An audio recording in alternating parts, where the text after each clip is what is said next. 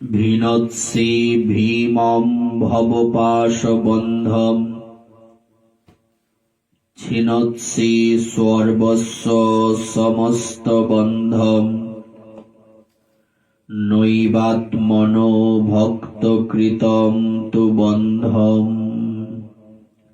কলিপাবন অবতার, সর্বাবতার সার শিরোমণি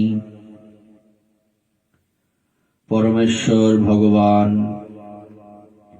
শ্রীকৃষ্ণ চৈতন্য মহাপ্রভুর অপার অনুকম্পায়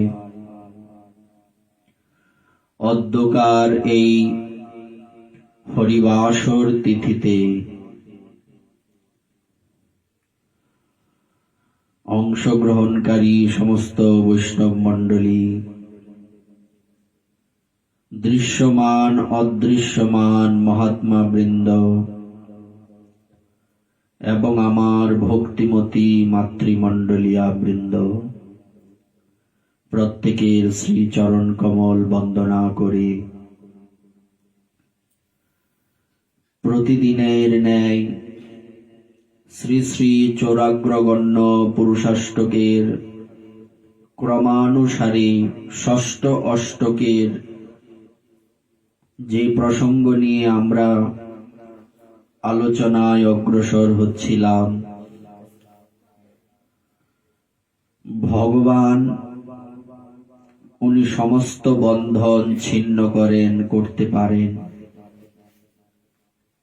উনি পারেন না এমন কোন কার্য অনন্ত কোটি বিশ্ব ব্রহ্মাণ্ডে হয়নি, সৃষ্টি হয়নি, আর হবেও না। সেই ভগবান সব পারলেও ভক্তের দ্বারা নিজে বন্ধন স্বীকার করেন। এই বন্ধন উনি ছিন্ন করতে পারেন না। এই প্রসঙ্গে আলোচনা করতে গিয়ে আমরা স্বরগোস্বামী গণের মধ্যে অন্যতম প্রধান শ্রীরূপ সনাতন গোস্বামীপাদের জীবনী সম্বন্ধে আলোচনার অদ্যকার তৃতীয় ভাগ, শ্রী শ্রী চৈতন্য চরিতামৃতের মধ্যলীলা ঊনবিংশ পরিচ্ছেদে প্রয়াগে শ্রীরূপ শিক্ষার যে অধ্যায়টা রয়েছে, সেখানে বিস্তারে রূপ সনাতন গোস্বামীর গৌর কৃপার মহিমা বর্ণনা রয়েছে। বৃন্দাবনিয়াম রসকেলি বার্তাম কালীন লুপ্তাম নিজ শক্তি মুৎক সঞ্চারীয় রূপে ব্যাতনোত পুনস প্রভুর বিধৌ প্রাগিব লোক সৃষ্টি। পরমেশ্বর ভগবান সৃষ্টির পূর্বে ব্রহ্মার হৃদয়ে যেভাবে বৈদিক জ্ঞান প্রকাশ করেছিলেন, সেইভাবে তিনি রূপ গোস্বামীকে তার স্বীয় শক্তি সঞ্চারণ করে কাল ধর্মের প্রভাবে লুপ্ত বৃন্দাবনের রসকেলি বার্তা বিস্তার করেছিলেন। সেই শ্রীকৃষ্ণ চৈতন্য মহাপ্রভুকে আমি প্রণাম করি। জয় জয় শ্রী চৈতন্য, জয় নিত্যানন্দ, জয় দ্বৈত চন্দ্র, জয় গৌর ভক্তবৃন্দ। শ্রীরূপ সনাতন রহে রামকেলি গ্রামে, প্রভুরে মিলিয়া গেলা আপন ভবনে। গতদিন আমরা এই অবধি ছিলাম রূপ সনাতন গোস্বামী নিজ দৈন্য ভগবানের কাছে, শ্রীকৃষ্ণ চৈতন্য মহাপ্রভুর কাছে প্রকাশ করলেন। শ্রীকৃষ্ণ চৈতন্য মহাপ্রভু উনি নবদ্বীপ ছেড়ে বৃন্দাবনের পথে গমন করছিলেন। উনি উল্টো রাস্তায় এলেন কেবলমাত্র রূপ সনাতনকে কৃপা করার জন্য। দুই ভাই বিষয় ত্যাগের উপায় সৃজিল। মহাপ্রভু তো চলে গেলেন, আর এদিকে রূপ সনাতন চিন্তা করছেন কি করে সংসার ত্যাগ করা যায়, কোন উপায়ে। আমরা কি চিন্তা করি, কোন উপায়ে ভালো একটা বিল্ডিং করা যাবে, ইঞ্জিনিয়ার লাগবে, কোন উপায়ে ব্যবসাটা ভালো চলবে, কোন উপায়ে কিছু অর্থ ইনকাম হবে, কোন উপায়ে ছেলে মেয়েদের একটু ভালো পজিশনে নেওয়া যাবে, ভক্ত নয়, ভালো পজিশনে নেওয়া যাবে, কোন উপায়ে ছেলে মেয়েদের বিদেশে পাঠানো যাবে ইত্যাদি। কিন্তু যথার্থ ভক্ত কি চিন্তা করেন? ইনারা দুই ভাইয়ের পরিচয় আমরা বিস্তারে গত 2 দিন ব্যাপী দিচ্ছিলাম। দুই ভাইয়ের এত পর্যাপ্ত সম্পত্তি, অর্থ রয়েছে, মন্ত্রী বলে কথা। ইনারা চিন্তা করছেন কি, নরমালি একজন মন্ত্রী কি চিন্তা করেন? একজন মন্ত্রী চিন্তা করবেন যে আমার যে মন্ত্রণালয়টা রয়েছে, এই মন্ত্রণালয় থেকে আরো উচ্চ কোনো মন্ত্রণালয়ে যাওয়া যায় কিনা, এই মন্ত্রিত্ব থেকে প্রধানমন্ত্রীর পদে যাওয়া যায় কিনা, যদি মুখ্যমন্ত্রী হন তবে মুখ্যমন্ত্রীর থেকে প্রধানমন্ত্রী হওয়া যায় কিনা, এইসব চিন্তা। কিন্তু এখানে দুই মন্ত্রী কি চিন্তা করছেন? সংসার কিভাবে ত্যাগ করা যায়। পার্থক্য ছিল, আছে, পার্থক্য থাকবে। এই তো সাধু আর বিষয়ীর মধ্যে তফাৎ। বহু ধন দিয়া দুই ব্রাহ্মণে বরিল, দুইজন ব্রাহ্মণকে বরণ করলেন বহু ধন সম্পত্তি দিয়ে। কৃষ্ণ মন্ত্রে করাইল দুই পুরশ্চরণ, অচিরাত পাইবারে চৈতন্য চরণ। চিন্তা করছেন, মহাপ্রভু তো স্বয়ং ভগবান, হোক না উনি বর্তমানে এখানে লীলা করছেন, সাক্ষাতে ভগবান তো ওনাকে কি স্বাভাবিকভাবে সাধারণভাবে পাওয়া যাবে? জেনারেলি তো পাওয়া যাওয়ার কথা নয়। সুতরাং আমরা কি করব?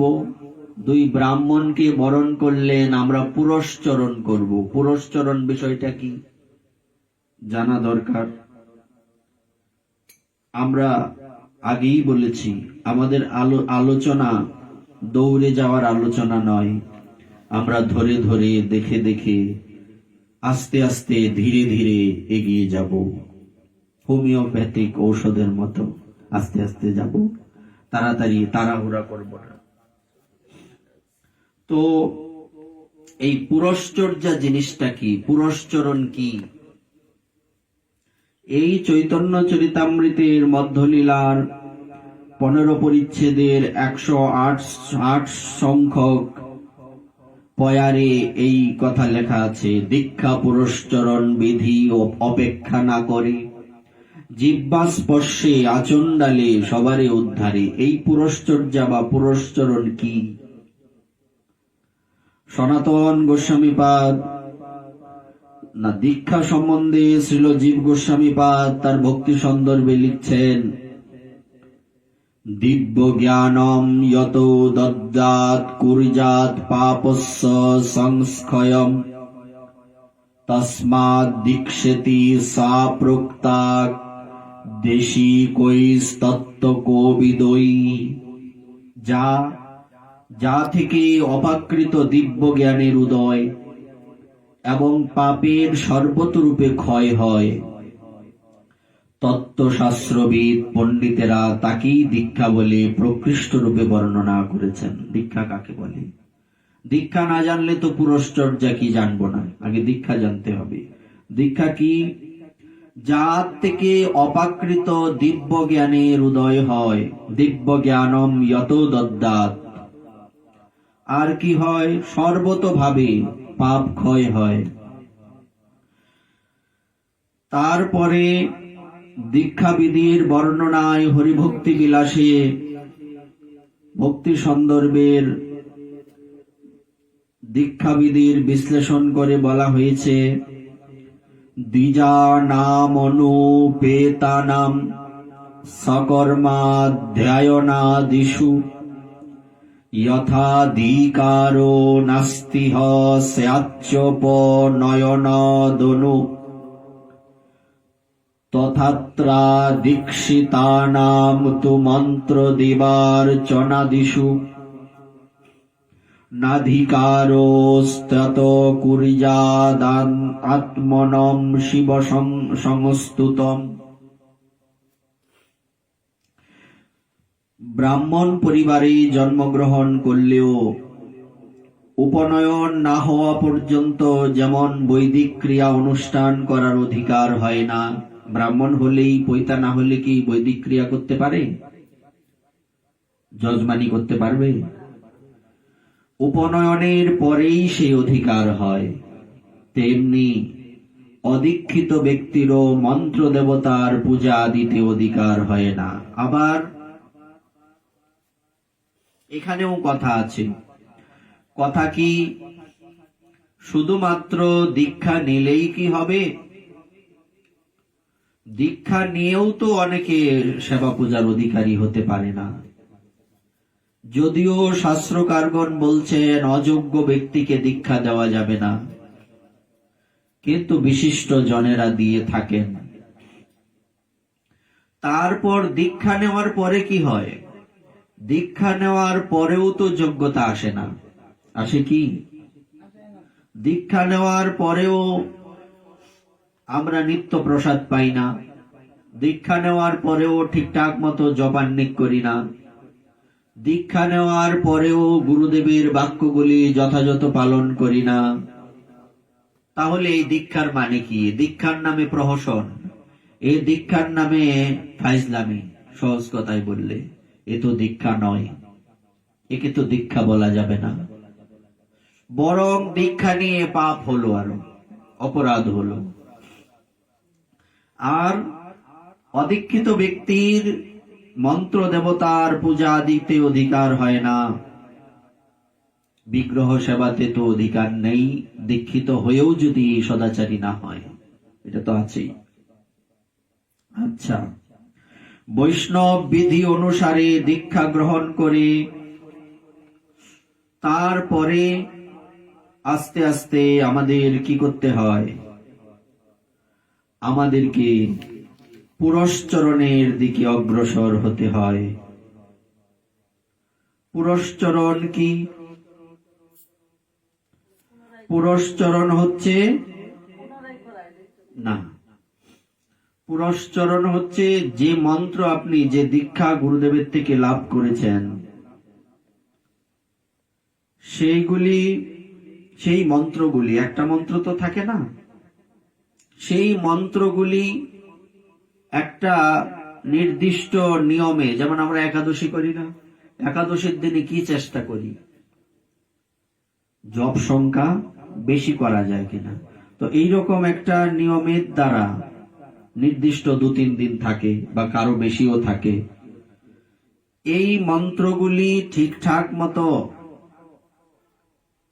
জপ করা, কারোর সাথে কথা না বলা, এক কথায় এই কয়দিন এই মন্ত্রের প্রতি যথার্থ দৃষ্টি রেখে সেই মন্ত্র যথাযথভাবে জপ করে মন্ত্রের প্রতি রুচি আনা, এই যে একটা বিধান, এই যে একটা নিয়ম, একে বলে পুরশ্চরণ বা পুরশ্চর্যা। এই পুরশ্চরণ আবার পঞ্চবিধ ক্রিয়া। কি কি? পূজা ত্রৈকালিকে নিত্যম জপস্তর্পণমেবচ হোম ব্রাহ্মণ ভুক্তিশ্চ পুরশ্চরণমুচ্যতে গুরোর লব্ধস্য মন্ত্রস্য প্রসাদেন যথাবিধি পঞ্চাঙ্গোপাসনা সিদ্ধই পুরশ্চৈত দ্বিধাধয়ে পঞ্চাঙ্গোপাসনা সিদ্ধই পুরশ্চৈত দ্বিধায়তে। কি বলছেন? 5টা ক্রিয়া, পুরশ্চরণের 5টা ভাগ, প্রাতকাল, মধ্যাহ্ন ও সায়াহ্ন, এই ত্রিকালে নিত্য পূজা, নিত্য জপ, নিত্য তর্পণ, নিত্য হোম, নিত্য ব্রাহ্মণ ভোজন, এই পঞ্চবিধ ক্রিয়াকে পুরশ্চরণ বলা হয়।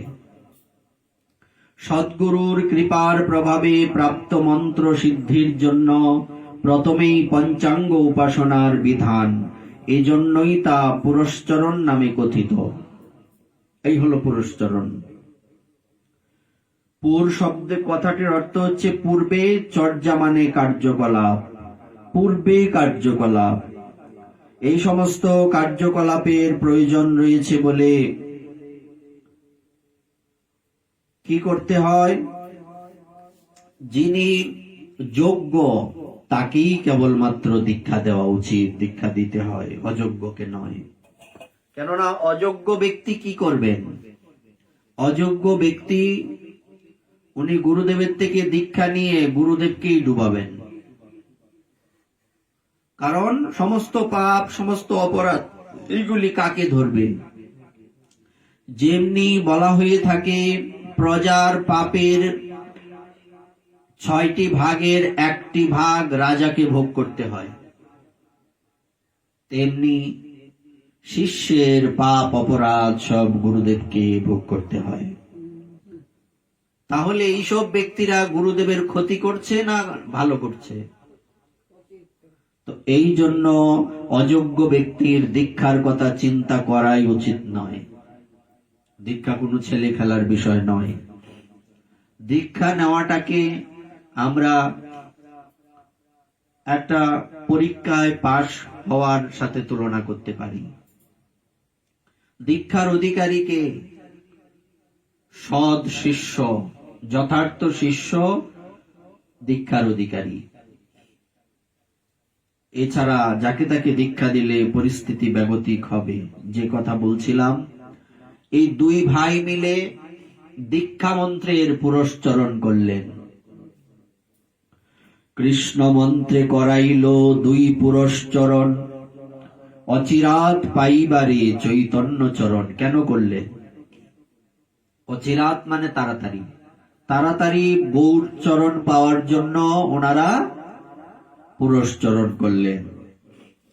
শ্রীরূপ গোসাই তবে নৌকাতে ভরিয়া, আপনার ঘরে আইলা বহু ধন লইয়া।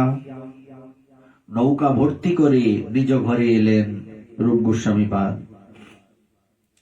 ব্রাহ্মণ বৈষ্ণবে দিলা তার অর্ধ ধনে। বৈষ্ণবদের, ব্রাহ্মণদেরকে অর্ধেক ধন সম্পত্তি দান করে দিলেন। 1/4 ধন দিলা কুটুম্ব ভরণে। আর অর্ধেকের 1/4, আর অর্ধেকটা দিয়ে দিল ব্রাহ্মণ বৈষ্ণবদের দান, আর অর্ধেকটা 4 ভাগ করে 1 ভাগ দিলেন কুটুম্ব, আত্মীয় স্বজনদেরকে। দণ্ড বন্ধ লাগি 4 সঞ্চয় করিলা। তারপর 1/4 1 অংশ কি করলেন? একটা অংশ 4 ভাগের 1 অংশ কি করলেন? এগুলি রেখে গেলেন, কারণ সংসারে কাজে আসতে পারে। ভালো ভালো বিপ্রস্থানে স্থাপ্য রাখিলা। আর কিছু অর্থ ব্রাহ্মণের কাছে গচ্ছিত রাখলেন। গৌরে রাখিল মুদ্রা 10,000। সনাতন ব্যয় করে রাখে মুদি ঘরে। কি করলেন? এক মুদির কাছে 10,000 স্বর্ণ মুদ্রা রেখে গেলেন, যে আমার দাদা এলে এই স্বর্ণ মুদ্রা ওনাকে দেবেন। দাদা বলতে সনাতন গোস্বামী, রূপ গোস্বামী রাখলেন ওই মুদির কাছে। শ্রীরূপ শুনিল প্রভুর নীলাদ্রি গমন, বন পথে যাবেন প্রভু শ্রী বৃন্দাবন। রূপ গোসাই নীলাচলে পাঠাইল দুইজন, প্রভু যবে বৃন্দাবন করেন গমন। খবর নিতে পাঠালেন, প্রভু কবে বৃন্দাবন যাবেন খবর নিয়ে আসো। তৎকালীন সময় তো আর মোবাইলের ব্যবস্থা ছিল না। শীঘ্র আসি মোরে তার দিবা সমাচার, দুজনকে পাঠালেন।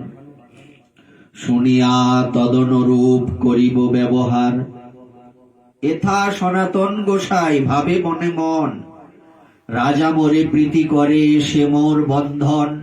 বিষয়টা দেখুন, কেউ যদি আপনাকে বেশি ভালোবাসে এখান থেকে যেতে মন চাইবে কি বলুন? বেশি ভালো যে বাসে তার থেকে দূরে যেতে মন চাইবে না, এটা একটা বন্ধন। এই জন্য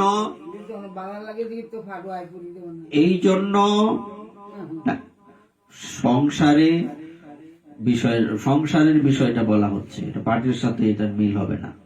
তখন এই জন্য দৃষ্টান্ত স্বরূপ ভাগবত থেকে বলা যায়, রাজা কি করলেন, উনার যখন সন্তান হলো, সেই সন্তান জগতের ক্ষতির কারণ হয়ে দাঁড়ালো। তখন সেই রাজা বলছেন, বেন রাজার পিতা রাজর্ষি অঙ্গ বলছেন যে এর থেকে আমার নিঃসন্তান থাকা ভালো ছিল। তো একদিক থেকে ভালোই হয়েছে, যদি সন্তান ভালো হতো আমার মনে বৈরাগ্য আসতো কি? ভালোই হয়েছে, সংসার ত্যাগ করে যাওয়া যাবে। তো দুষ্ট সন্তানই ভালো, সন্তানের জ্বালায় যন্ত্রণায় দুষ্ট স্ত্রী ভালো, দুষ্ট স্বামী ভালো, ভজনে মন যাবে। আর ভালো স্ত্রী, ভালো স্বামী, ভালো সন্তান থাকলে ভজনে মন যাবে কি? এখানে সনাতন গোস্বামীপাদ বলতে লাগলেন, আমার এটা বন্ধন, রাজা আমাকে ভালোবাসেন। তো এখন কি করতে হবে চিন্তা করছেন। কোন মতে রাজা যদি মোরে ক্রুদ্ধ হয়, তবে অব্যাহতি হয় করিল নিশ্চয়। তো আমাকে এমন কাজ করতে হবে যাতে রাজা আমার প্রতি রুষ্ট হয়। যদি সংসার ত্যাগের কারো বাসনা থাকে, তবে এমন কিছু পরিবেশ তৈরি করো যাতে সংসারে কেউ তোমাকে ভালো না বাসে। দেখবে অটোমেটিক্যালি তারা তোমাকে ত্যাগ করে দিয়েছে, কোনো বন্ধন নেই, তুমি বৃন্দাবন চলে যেতে পারবে। এর আগে সম্ভব নয়। তো এখানে এই চিন্তাটা করছেন উনি।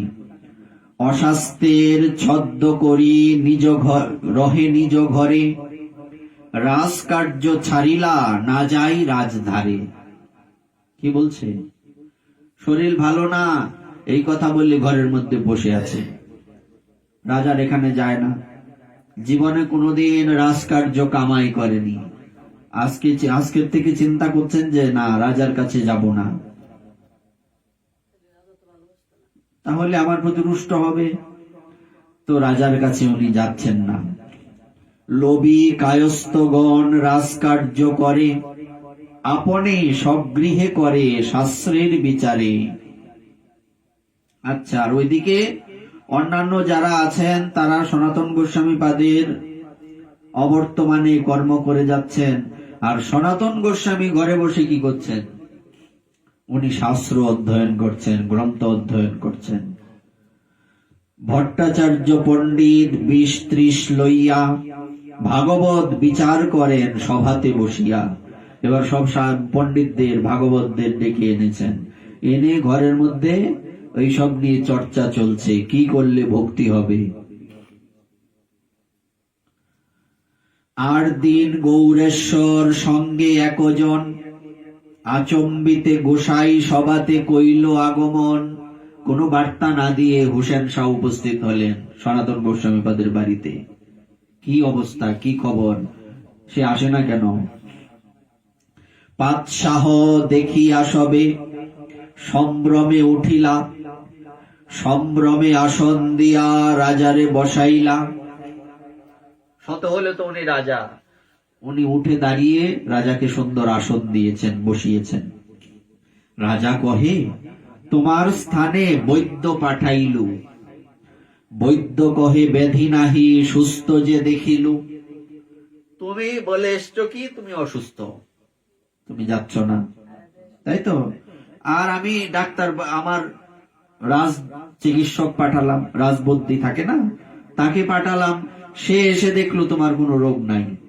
বিষয়টা কি আমাকে খুলে বলো। আমার যে কিছু কার্য সব তোমা লইয়া, আমার যত প্ল্যান সব তো তোমার কাছে।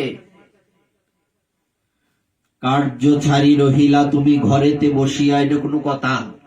তোমারে ছাড়া আমার দোকান চলে না, তুমি ঘরে বসে রয়েছো, বিষয়টা এরকম আর কি। আরে আমার যে যত প্ল্যান প্রোগ্রাম, আমার রাজ্য পরিচালনা কার কাছে? সব সব তোমার কাছে, আর তুমি ঘরে বসে আছো। কেমন কথা হইল এটা? তোমার থেকে কি এটা আশা করা যায়? কোনোদিন তো এমন করনি। এসব কথা চলছে। মোর যত কার্য কাম সব কইলা নাশ, কি তোমার হৃদয়ে আছে কহ মোর পাশ। আগে শুনি তোমার মনটা কি চা, আগে কও। এরকম আছে না? তোর মনে কি আগে কও, এরকম বলি না আমরা? এরকম। সনাতন কহে, নহে আমা হইতে কাম। এসব আর আমার দ্বারা হবে না। আর একজন দিয়া করো সমাধান, আমার জায়গায় অন্য কাউকে নিযুক্ত করুন, আমার দ্বারা এসব আর হবে না। তবে ক্রুদ্ধ হইয়া রাজা কহে আরেকবার, তোমার বড় ভাই করে দস্যু ব্যবহার। জীব বহু মারে কইল চাকলা সব নাশ। এথা তুমি কইলা মোর সর্বকার্য নাশ। তোমার বড় ভাই এক বিপদে ফেলাইছে আমারে, তুমি আরেক বিপদে ফেলাইতেছ। সনাতন কহে, তুমি স্বতন্ত্র গৌরেশ্বর, তুমি রাজা। যে যেই দোষ করে দেহ তার ফল। যে যেমন দোষ করেছে সে অনুযায়ী তাকে ফল দাও। এত শুনি গৌরেশ্বর উঠি ঘরে গেলা, পলাইব বলি সনাতনের বান্ধিলা। কোন দিন ফলায় যায় ঠিক নাই, সুতরাং সে গেলে আমার রাজ্য শেষ। সুতরাং তাকে ছাড়া চলবে না। আমার যা কিছু আছে সব কারে নিয়া, তাকে নিয়া, তো তারে বান্ধ। হেন কালে গেল রাজা উড়িয়া মারিতে। সনাতনে কহে, তুমি চলো মোর সাথে। হুসেন শাহ উড়িষ্যা বিজয় করবেন, উড়িষ্যাতে আক্রমণ করবেন, পুরীতে। তেহ কহে, যাবে তুমি দেবতায় দুঃখ দিতে। সনাতন গোস্বামীপাদ কি বলছেন? তুমি পুরী আক্রমণ করবে মানে কি? তার মানে কি? তুমি জগন্নাথ দেবকে কষ্ট দিতে যাবে। মোর শক্তি নাহি তোমার সঙ্গে যাইতে, আমি তোমার সাথে যাব না। আমি তো হিন্দু, তুমি জবন। তুমি গিয়ে পুরীতে পুরীর রাজাকে আক্রমণ করবে। তো পুরীতে কে থাকেন? জগন্নাথ দেব থাকেন। তা আমি তোমার সাথে যেতে পারি? আমি যাব না। তবে তারে বান্ধি রাখি করিলা গমন। আমি এদিকে চলে যাব, উড়িষ্যা এই পালাবে। তো তবে তারে বান্ধি রাখি করিলা গমন। এথা নীলাচল হইতে প্রভু চলিলা বৃন্দাবন। আর এদিকে মহাপ্রভু নীলাচল থেকে বৃন্দাবনের উদ্দেশ্যে যাত্রা করলেন। তবে সেই দুই চর রূপ ঠাই আইল, বৃন্দাবন চলিলা প্রভু আসিয়া কহিল। রূপ গোস্বামীপাদের কাছে এসে বললেন, শুনিয়া শ্রীরূপ লিখিল সনাতনের ঠাই। চিঠি লিখছেন, বড় ভাইয়ের কাছে চিঠি লিখছেন। বৃন্দাবন চলিলা শ্রী চৈতন্য গোসাই। আমরা দুই ভাই চলিলাম তাহারে মিলিতে। তুমি জইছে তইছে ছুটি আইসো তাহা হইতে। চিঠিতে কি লিখলেন? ইনারা তিন ভাই তো, সনাতন গোস্বামীপাদকে আটকেছেন রাজা। আর এদিকে আরো দুই ভাই, কে কে? রূপ গোস্বামী আর অনুপম। বলছে আমরা দুই ভাই মহাপ্রভুর কাছে যাই, তুমি কোনো মতে বুদ্ধি করে ছুটে তারপরে আসো। 10 সহস্র মুদ্রা তথা আছে মুদি স্থানে, ওই যে বলছিলাম, তাহা দিয়া করো শীঘ্র আত্মবিমোচনে। এই 10,000 স্বর্ণ মুদ্রা আমি অমুক মুদির কাছে রেখে গেলাম, চিঠিতে লিখলেন, তুমি এই টাকা পয়সা দিয়ে ছুটে তারপর বেরিয়ে আসো। কিভাবে আসবে তুমি জানো।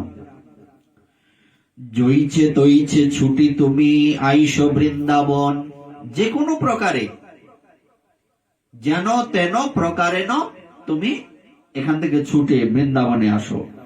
এত লিখি 2 ভাই করিলা গমন। 2 ভাই চলে গেলেন সনাতন গোস্বামীপাদের কাছে চিঠি লিখে। অনুপম মল্লিক তার নাম শ্রীবল্লভ, রূপ গোসাইয়ের ছোট ভাই পরম বৈষ্ণব। ইনি কার পিতা জানি আমরা বলছিলাম, এই জয়রাধে, কার পিতা? অনুপম। আমরা বলছিলাম যে জগতের জীব আপনাকে সব সময় মনে রাখবে, আজীবন মনে রাখবে। কি করলে? হ্যাঁ, এক সময় ভুলে যাবে ভালো কাজ করলে। কি করলে? আমরা বলছিলাম 2 জন ব্যক্তিকে সমাজ মনে রাখে। এরা কারা? অনন্তকাল মনে রাখবে, কোনোদিন ভুলবে না। যদি তুমি সাধু হও, নয় তোমার সন্তান সাধু হয়। বলছিলাম, মনে নাই, ঘুমাইছে বইয়া হাতে, শুনবা কেমনে? হ্যাঁ, কি হয়? তুমি যদি সাধু হও, নয় তোমার সন্তান যদি সাধু হয়। কোন প্রসঙ্গে বলছিলাম? যে কুমারের পুত্র, বংশ পরম্পরা বলছিলাম, কুমারের পুত্র অনেকজন, তার মধ্যে 3 জনের নাম বলা হয়, রূপ, সনাতন আর অনুপম। তো বাকিদের নাম নাই কেন? এরা কেউ সাধু না, এদের সন্তানও সাধু না, তো এই লিস্টেই তাদের নাম নাই। যদি ইতিহাসের লিস্টে তোমাদের নাম ওঠাতে চাও, হয় নিজে সাধু হও, নয় সন্তানকে সাধু তৈরি করো। এই অনুপম তো সাধু বৈষ্ণব, ঠিক আছে, কিন্তু ওনার নাম বিশেষভাবে বিখ্যাত কেন? ওনার পুত্র সাধু জীব গোস্বামী। বলছিলাম এই কথা, মনে নাই? তাইলে কেমনে হবে? বলছে জীব গোস্বামী পাদ হচ্ছেন অনুপম গোস্বামীর কি ছেলে, আর উনি হচ্ছেন রূপ সনাতনের ভাই। এটাই বলছে, অনুপম মল্লিক তার নাম শ্রীবল্লভ, রূপ গোসাইয়ের ছোট ভাই পরম বৈষ্ণব। নতুবা এত বড় সাধু কোথার থেকে জন্ম হলো? তাহা লইয়া রূপ গোসাই প্রয়াগে আইলা। প্রয়াগ, মহাপ্রভু তাহা শুনি আনন্দিত হইলা। রূপ গোস্বামী বাদ চলে গেছেন ছোট ভাইকে নিয়ে, আর সনাতন গোস্বামী বন্দিশালে। রূপের বৈরাগ্য কালে সনাতন বন্দিশালে, এই যে এখানে লেখা আছে ভক্তমাল গ্রন্থে। প্রভু চলিয়াছেন বিন্দু মাধব দর্শনে, লক্ষ লক্ষ লোক আইসে প্রভুর মিলনে। প্রভুকে দেখার জন্য লক্ষ লক্ষ লোক সেখানে আসছেন। কেহ কান্দে, কেহ হাসে, কেহ নাচে গায়, কৃষ্ণ কৃষ্ণ বলি কেহ গড়াগড়ি যায়।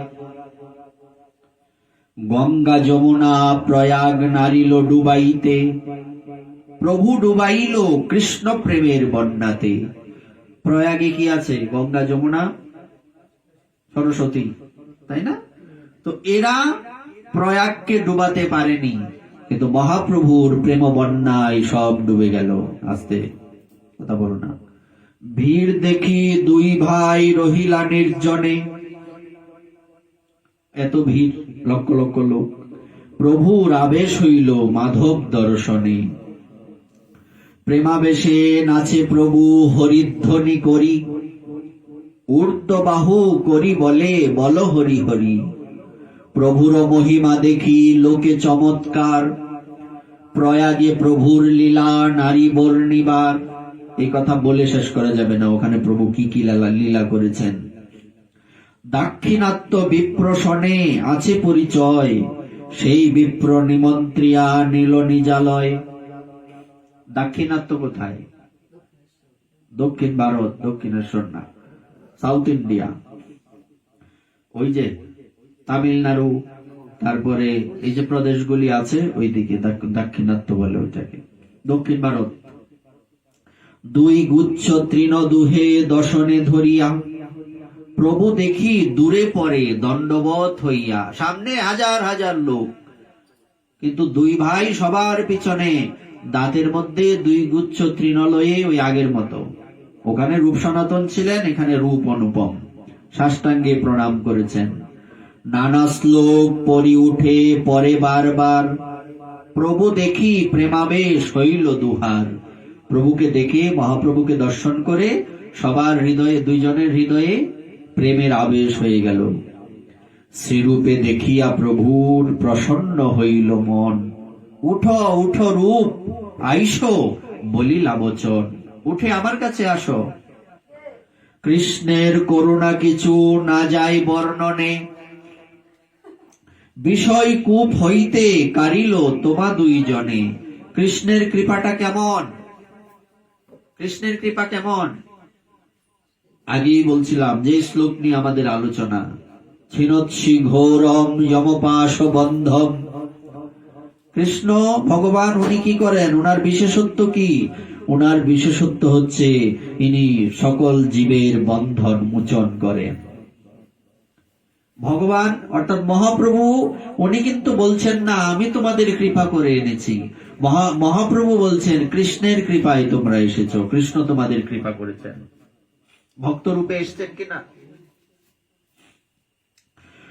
ন মেহ ভক্ত চতুর্বেদী মদ্ভক্ত সপচ প্রিয়, তস্মৈ দেয়ম তত গ্রাহ্যম সচ পূজ্য যথা হ্যাওম। চতুর্বেদ পাটি অর্থাৎ চতুর্বেদী ব্রাহ্মণ হলেই যে ভক্ত হয় এমন নয়। আমার ভক্ত চণ্ডাল কুলে জন্মগ্রহণ করলেও আমার অত্যন্ত প্রিয়। এটা নিয়ে আমরা বিস্তারিত বলেছি আগে। তাকেই দান করা উচিত এবং তার প্রসাদই গ্রহণ করা উচিত। আমার ভক্ত আমারই মতো পূজ্য। এই কথাটা কাকে বলছেন? রূপ গোস্বামী আর অনুপম গোস্বামী দুই ভাইকে মহাপ্রভু বলছেন তোমরা কৃষ্ণ ভক্ত। কৃষ্ণ ভক্ত যে কোনো কুলে জন্মগ্রহণ করুক না কেন, কৃষ্ণ বলছেন যে ভক্ত আমার পূজ্য। পূজ্য মানে ভক্ত ভগবানের পূজ্য। বিষয়টা বুঝতে পারছেন তো? এটা কি স্বাভাবিক না অস্বাভাবিক? নর্মাল দৃষ্টিতে অস্বাভাবিক। এটা কেমন কথা? ভগবান ভক্তের আরাধ্য পূজ্য। এখানে ভগবান বলছেন নিজ মুখে আমার ভক্ত আমারই মতো পূজ্য, আমারও পূজ্য। আমিও আমার ভক্তের পূজা করি। আমার ভক্ত, আমি যেমন জগতের কাছে পূজ্য, আমার ভক্তও জগতের কাছে তেমনি পূজ্য। এই শ্লোক পরিদুহারে কইলা আলিঙ্গন। এটা মহাপ্রভু বলে দুই ভাইকে আলিঙ্গন করলেন।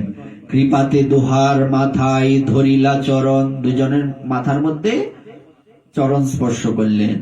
প্রভু কৃপা পাইয়া দুহে দুই হাত জুড়ি, দীন হইয়া স্তুতি করে বিনয় আচরি। স্তুতি করছেন দুই ভাই। নম মহাবদান্যায় কৃষ্ণ প্রেম প্রদায়তে, কৃষ্ণায় কৃষ্ণ চৈতন্য নামনে গৌরত্তিসে নমঃ। এটা কার লেখা? আমরা মহাপ্রভুর প্রণাম মন্ত্র এটা পড়ি না, এটা রূপ গোস্বামী পাদের লেখা। ইনি বলেছেন প্রথম, এটা মহাপ্রভুর প্রণাম মন্ত্র। যোহ জ্ঞানমত্তম ভুবনম দয়ালু রুল্লা ঘয়ন্নপ্য করত প্রমত্তম, সপ্রেম সম্পত সুধয়াদ ভূতে অহম, শ্রীকৃষ্ণ চৈতন্য মমুম প্রপদ্যে। যে অপার করুণাময় পুরুষ অজ্ঞান উন্মত্ত জগৎকে অজ্ঞান ব্যাধি থেকে মুক্ত করে স্বীয় প্রেম সম্পদ সুদার দ্বারা প্রমত্ত করেছিলেন, আমি সেই অদ্ভুত চেষ্ট শ্রীকৃষ্ণ চৈতন্যের শরণাপন্ন হলাম। কি বলছেন দেখুন, বলছেন মহাপ্রভু এতই করুণাময় যে অজ্ঞানতার দ্বারা আবদ্ধ, অজ্ঞানতা যাকে একদম উন্মত্ত করে রেখেছে, সেই ব্যক্তিকেও নিজের প্রেম দ্বারা ধন্য করেন সেই অদ্ভুত চেষ্ট, অদ্ভুত যাকো পরকাশ। এই অদ্ভুত মানে কি? এটাই এমনই অদ্ভুত যে যোগ্য তাকে তো কৃপা করা যায়, যে কেউ করেন। যে ব্যক্তি যোগ্য তাকে তো কৃপা করা যায়, যে কেউ করতে পারেন। কিন্তু যে অযোগ্য, যে কৃপার যোগ্যতা রাখে না, যে সমাজে সবচেয়ে বড় পতিত, সবচেয়ে বড় অধম, সবচেয়ে বড় নিকৃষ্ট, তাকে কে কৃপা করতে পারে? তাকে যে কৃপা করতে পারে সেই অদ্ভুত চেষ্ট শ্রীকৃষ্ণ চৈতন্য মহাপ্রভুর চরণে আমরা শরণ গ্রহণ করলাম। তবে মহাপ্রভু তারে নিকটে বসাইলা, কাছে বসালেন। সনাতনের বার্তা কহ তাহারে পুছিলা। তোমরা তো চলে এলে, সনাতন কোথায়? রূপ কহেন দেহ বন্দী হয় রাজঘরে, তুমি যদি উদ্ধার করো তবে হইবে উদ্ধারে। রাজা তাকে বন্দী করেছেন। আচ্ছা, সনাতন গোস্বামীকে তো রাজা বন্দী করেছেন, আমাদেরকে বন্দী করেছে স্ত্রী পুত্র পরিজন হ্যান ত্যান, এই আবল তাবল আবর গাবর সব, এরা সব আমাদের বন্দী করেছে। এই সব থেকে আমাদের উদ্ধার কি করে হবে? প্রভু কহে সনাতনের হইয়াছে মোচন, অচিরাত আমাসহ হইবে মিলন। চিন্তা করো না, সনাতনের অলরেডি মোচন হয়ে গেছে। মধ্যাহ্ন করিতে বিপ্র প্রভুরে কহিলা। মধ্যাহ্ন করিতে বলতে মধ্যাহ্ন সময়, জপান্নিক আছে তো। রূপ গোসাই সেই দিবস তথাই রহিলা। ভট্টাচার্য দুই ভাইয়ে নিমন্ত্রণ কইল, প্রভুর শেষ প্রসাদ পাত্র দুই ভাই পাইল। মহাপ্রভু যখন মধ্যাহ্নকালে প্রসাদ আস্বাদন করলেন, সেই অধরামৃত কে আস্বাদন করলেন? দুই ভাই, রূপ আর অনুপম। ত্রিবেণীর উপর প্রভু বাসাগর স্থান, দুই ভাই বাসা কইল প্রভুর সন্নিধান। মহাপ্রভু যেখানে থাকেন পাশেই দুই ভাই বাসা নিলেন। সে কালে বল্লভ ভট্ট রহে আরাইল গ্রামে। মহাপ্রভু আইলা শুনি আইল তার স্থানে। তেহ দণ্ডবত কইল প্রভু কইলা আলিঙ্গন, দুই জনে কৃষ্ণ কথা হইল কতক্ষণ। বল্লভ ভট্ট নামক মহাপ্রভুর পার্ষদ এসে মহাপ্রভুকে প্রণাম করলেন। মহাপ্রভুর সাথে ওনার কৃষ্ণ কথা আলোচনা হলো। কৃষ্ণ কথায় প্রভুর মহাপ্রেম উথলিল। ভট্টের সংকোচে প্রভু সম্বরণ কইল। প্রেম সবার কাছে দেখানো যায় না, সবাইকে দেখানোর বিষয় নয়। অন্তরে গড় গড় প্রেম নহে সম্বরণ, দেখি চমৎকার হইল বল্লভ ভট্টের মন। তবে ভট্ট মহাপ্রভুরে নিমন্ত্রণ কইলা। মহাপ্রভু দুই ভাই তাহারে মিলাইলা। দুই ভাই দূর হইতে ভূমিতে পড়িয়া, ভট্টে দণ্ডবত কইলা অতি দিন হইয়া। ওই ভট্ট বল্লভ ভট্ট এসছেন, ওনাকে দেখে এনারা দুই ভাই প্রণাম করছেন। ওখানেই তো শ্রীরূপ আর অনুপম আছেন। ভট্ট মিলিবারে যায় দুহে পলাই দূরে। ভট্ট আলিঙ্গন করতে যাচ্ছেন, কিন্তু দুই ভাই পিছনে চলে যাচ্ছেন। অস্পৃশ্য পামর মই না ছুঁইও মোরে। আমাকে ছুলে আপনাকে স্নান করতে হবে, আমি অপবিত্র। আর আমরা হুমরিকে সাধুদের উপরে পড়ি। রূপ গোস্বামীপাদের মতো ব্যক্তি বলছেন, মহাপ্রভুর কাছে এক সাধু এসছেন, এক পণ্ডিত বল্লভ ভট্ট, ইনারা অর্থাৎ মহাপ্রভু আর ইনি কৃষ্ণ কথা বলেছেন, সবাই বসে শুনেছেন। শেষে যখন রূপ গোস্বামী আর অনুপম গোস্বামী প্রণাম করেছেন ওই পণ্ডিতকে, বল্লভ ভট্টকে, তো দৌড়ে উনি গিয়েছেন আলিঙ্গন করার জন্য। আর রূপ গোস্বামীপাদ পিছনে চলে যাচ্ছেন, আর আমরা হুমড়িকে সাধুদের উপরে পড়ি, পারলে সাধুরে ধাক্কা দিয়ে ফালাই দেই। কি একটা অবস্থা, 4-5 জনের নিয়ে সরানো যায় না, ফিফরার জাঙ্গালের মতো লাগিয়ে থাকে সাধুরা আইলে পরে। এরকম আছে না নাই? হ্যাঁ, এইগুলির থেকে আমাদের বেরিয়ে আসতে হবে। হ্যাঁ, এটাই বলা হয়েছে এখানে। তারপর ভট্টের বিস্ময় হইল প্রভুর হর্ষমন, ভট্টের কহিলা প্রভু তার বিবরণ। ভট্ট আশ্চর্য হয়েছে, সেই সব কি বলে, ইনাকে দেখে তো দেখা যাচ্ছে সাধু, উনি বলছেন আমাকে স্পর্শ করবেন না, আমি অস্পৃশ্য। উনি আশ্চর্য হয়ে গেলেন তার দীনতা দেখে। এবার মহাপ্রভু তাদের কথা বলতে লাগলেন। ইহ না স্পর্শী ইহ জাতি অতিহীন, বৈদিক যাজ্ঞিক তুমি কুলীন প্রবীণ। মহাপ্রভু বলছেন এদেরকে ছুঁয়ের কাজ নেই, এদেরকে স্পর্শ করো না। তুমি যাজ্ঞিক ব্রাহ্মণ, শুদ্ধ ব্রাহ্মণ, এরা নিচ জাতি। মহাপ্রভু কেন বলছেন এই কথা? উনি বল্লভ ভট্টকে পরীক্ষা করছেন।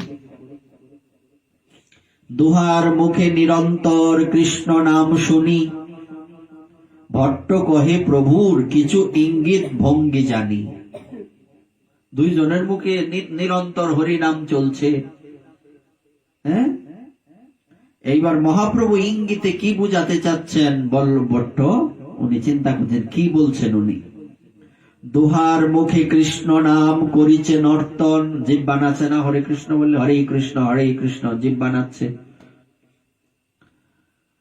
এই দুই অধম নহে হয় সর্বোত্তম। বৈশিষ্ট্য কি বলে এরা অধম? সব সময় এই পর্যন্ত আসার পরে তো মুখে কৃষ্ণ নাম সরে না, এবং ব্যাস বৈষ্ণবের, ইনারা কিভাবে অধম হইতে পারে?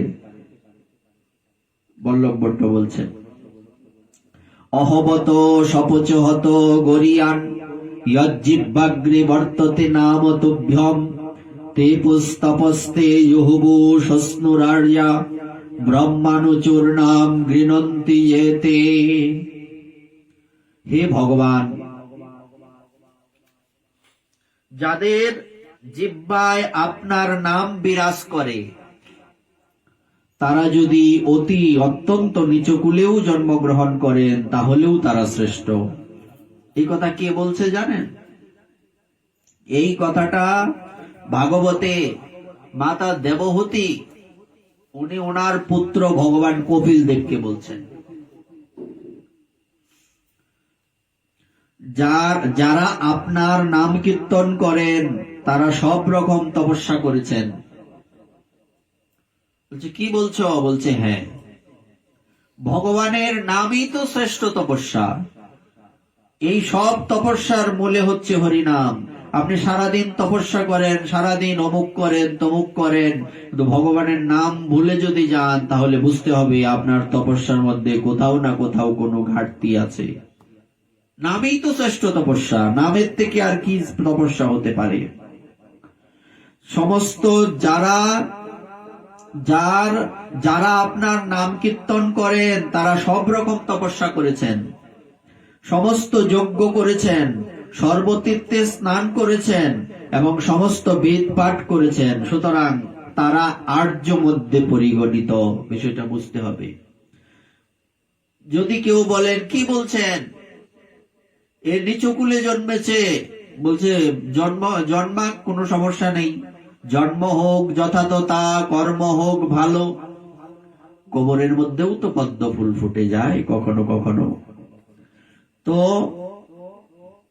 তারা সমস্ত যজ্ঞ করেছেন। বলছে ইনি তো মন্ত্রই জানেন না, কবে যজ্ঞ করলেন? বলছে ধরুন হয়ে গেছে। কেন? হরিনাম যিনি করছেন তার যজ্ঞ হয়ে গেছে।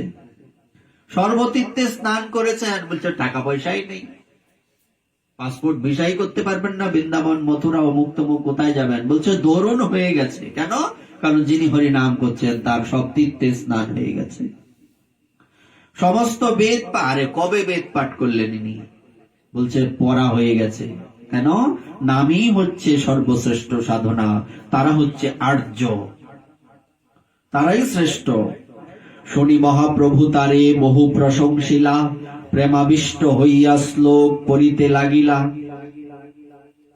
শুচি সদ্ভক্তি দীপ্তাগ্নি দগ্ধ দুর্জাতি কলমশ সপাকয়পি বুধৈ শ্লাঘ্য ন বেদজ্ঞয়পি নাস্তিক। শ্রী চৈতন্য মহাপ্রভু বললেন, শুচি সদ্ভক্তিরূপ প্রজ্বলিত অগ্নির দ্বারা যার দুর্জাতি তত্ত্ব কলুষদগ্ধ হয়েছে, সেই চণ্ডালও পণ্ডিতের দ্বারা সম্মানিত। দেখুন, সেই চণ্ডালকেও পণ্ডিতরা পর্যন্ত সম্মান করবেন, কিন্তু নাস্তিক ব্যক্তি বেদজ্ঞ ব্রাহ্মণ হলেও সম্মান পাবার যোগ্য নয়। যিনি হরি আরাধনা না করেন, হরি ভজন না করেন, তিনি বেদজ্ঞ হলে লাভ কি?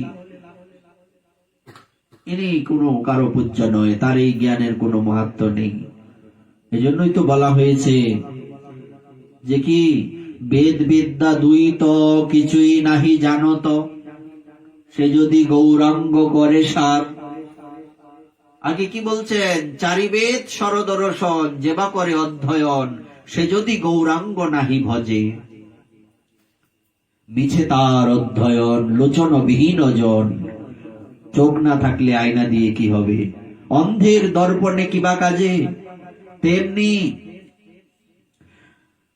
বলা হয়েছে, অন্ধ ব্যক্তির আয়না যেমন কোনো কাজে লাগবে না, তেমনি যে ব্যক্তির হরিভজন নাই, যে হরিভজন করে না, তার পাণ্ডিত্য কোনো কাজের না, কোনো কাজের না। অন্যদিকে বেদ বিদ্যা দ্বৈত কিছুই নাহি জানত, বেদও জানা নাই, কলমের কালি পেটে নাই। সে যদি গৌরাঙ্গ করে সার, সে যদি গৌরাঙ্গকে সার করে, বলুন না, সেই চণ্ডাল ভগবান রামচন্দ্র যার সাথে পড়তেন, বন্ধু, মনে আছে তো? গুহক চণ্ডাল। সেই গুহক চণ্ডাল, চণ্ডাল তো চণ্ডালই, তার কোন দিকে যোগ্যতা আছে? অথচ ভগবান রামচন্দ্রের সাথে আসনে বসার যোগ্যতা উনি লাভ করেছেন। শুধু কি তাই? ভক্ত হলে আপনি যে কুলেই আসুন না কেন, কপিকুল ধর্ম বীর হনুমান শ্রীরাম ভকতরাজ, রাক্ষস হইয়া বিভীষণ বৈশে ঈশ্বরের সভার মাঝ, আছে কিনা? কপিকুল ধন্য কেন? বানর হয়েও হনুমানজি কি করেছেন? ভগবান রামচন্দ্রের শ্রেষ্ঠ ভক্ত হয়েছেন। রাক্ষস কুলে জন্মেও ঈশ্বরের সবার মাঝখানে বসার সৌভাগ্য লাভ করেছেন বিভীষণ। চণ্ডাল হইয়া মিতালি করিল, গুহক চণ্ডাল বর। বলো না কি কুল বিদুরের ছিল, খাইল যাহারও ঘর। বিদুরের কি জাতি ছিল? বিদুর কার সন্তান বলুন? দাসীপুত্র। জাতি বিচার করেছেন ভগবান? চণ্ডাল, গুহক চণ্ডালের জাতি বিচার করেছেন। খাইল যাহারও ঘর। কত সুন্দর কথা আছে এখানে। যার ঘরে ভগবান নিজে অন্ন গ্রহণ করলেন, অথচ দুর্যোধনের সেই রাজন্য গ্রহণ করলেন কি? করেননি। কেন করেননি? না, দুর্যোধনের এই অন্নের মধ্যে বিষয় ছিল, দুর্যোধনের হৃদয়ে অহংকার ছিল, তার সেবা করার বাসনা ছিল না। তার কি বাসনা ছিল? স্বার্থের ইচ্ছা। শুনেছি এ নাকি চোর, পেটুক। বৃন্দাবনে শুনেছি এই ঘরে ঘরে চুরি করত, তার জন্য 56 ব্যঞ্জন প্রস্তুত করো, 56 ভোগ প্রস্তুত করো, 36 ব্যঞ্জন প্রস্তুত করো, দেখবি অটোমেটিক আমার কথায় আমাদের সাথে চলে আসবে। ঘুষ দেওয়ার চেষ্টা করছিলেন আর কি। ভগবান সেদিকে ফিরেও তাকালেন না। কেন? বিনা তুলসী প্রভু এক নাহি মানি, এই দ্রব্যে ভক্তি মিশ্রিত নেই। অথচ বিদুরের পত্নী ইনিকে, সেই ওনার কলার বাকল খেয়ে ভগবান প্রসন্ন হয়েছিলেন। ওনার কিসের অভাব ছিল? দুর্যোধনের সব ছিল, অভাব কিসের ছিল? ভক্তি ছিল না। সেই জন্য উনি বেরিয়ে গেলেন। বিদুরের স্ত্রী তখন স্নান করছেন। এমত অবস্থায় সবাই চতুর্দিকে বলা বলি করছে, এই কৃষ্ণ এসেছে, কৃষ্ণ এসেছে। অর্ধেক স্নান করা অবস্থায়, অর্ধনগ্ন অবস্থায় বেরিয়ে এলেন। ভুলে গেলেন নিজের দেহের কথা, ভুলে গেলেন দেহাবেশ। তাই তো যারা ভক্ত, যারা সাধু, যারা গুণীজন, যারা গৌরকে হৃদয়ে ধারণ করেছেন, কৃষ্ণ ভগবানকে হৃদয়ে ধারণ করেছেন, ইনাদের কি দেহাবেশ থাকবে? দেহের প্রতি আসক্তি থাকবে? অবশ্যই থাকবে না। মহাপ্রভু কৃষ্ণ ভগবান যখন দেখলেন, বাসুদেব কৃষ্ণ, যে বিদুরের স্ত্রী অর্ধনগ্ন অবস্থায় গায়ের উত্তরীয়টা ছুঁড়ে মারলেন, তখন মনে পড়ল, ওরে আমি তো অর্ধনগ্ন অবস্থায় চলে এসেছি। যথা সময়ে কৃষ্ণকে বসালেন, ঘরে কি আছে? কিচ্ছু নাই। আমার কিবা আছে, কিবা দেব, কাঙালের মুষ্টি অন্ন কৃপা করে গ্রহণ করো। ওই সময় বিদুরের পত্নীর ওই প্রেমটা, ওই চাওয়াটা যথার্থ কিনা? ঘরে তো কিছু নাই। মুহূর্তের মধ্যে মনে হলো ভগবান এসছেন, কিছু তো দিতে হবে। বসালেন বটে, বসিয়ে ওনার নয়ন জল দিয়ে কৃষ্ণচন্দ্র ভগবানের দু চরণ ধুইয়ে দিচ্ছেন। সুন্দর করে চরণ মুছিয়ে দিয়ে এবার চিন্তা করছেন, ঘরে কিছু নাই। বলতে পারেন বিদুর তো মন্ত্রী, ইনার ঘরে কিছু নেই কেন? প্রশ্ন আসতে পারে তো? আসছে এই প্রশ্ন আপনাদের মনে? মন্ত্রী মানে কি?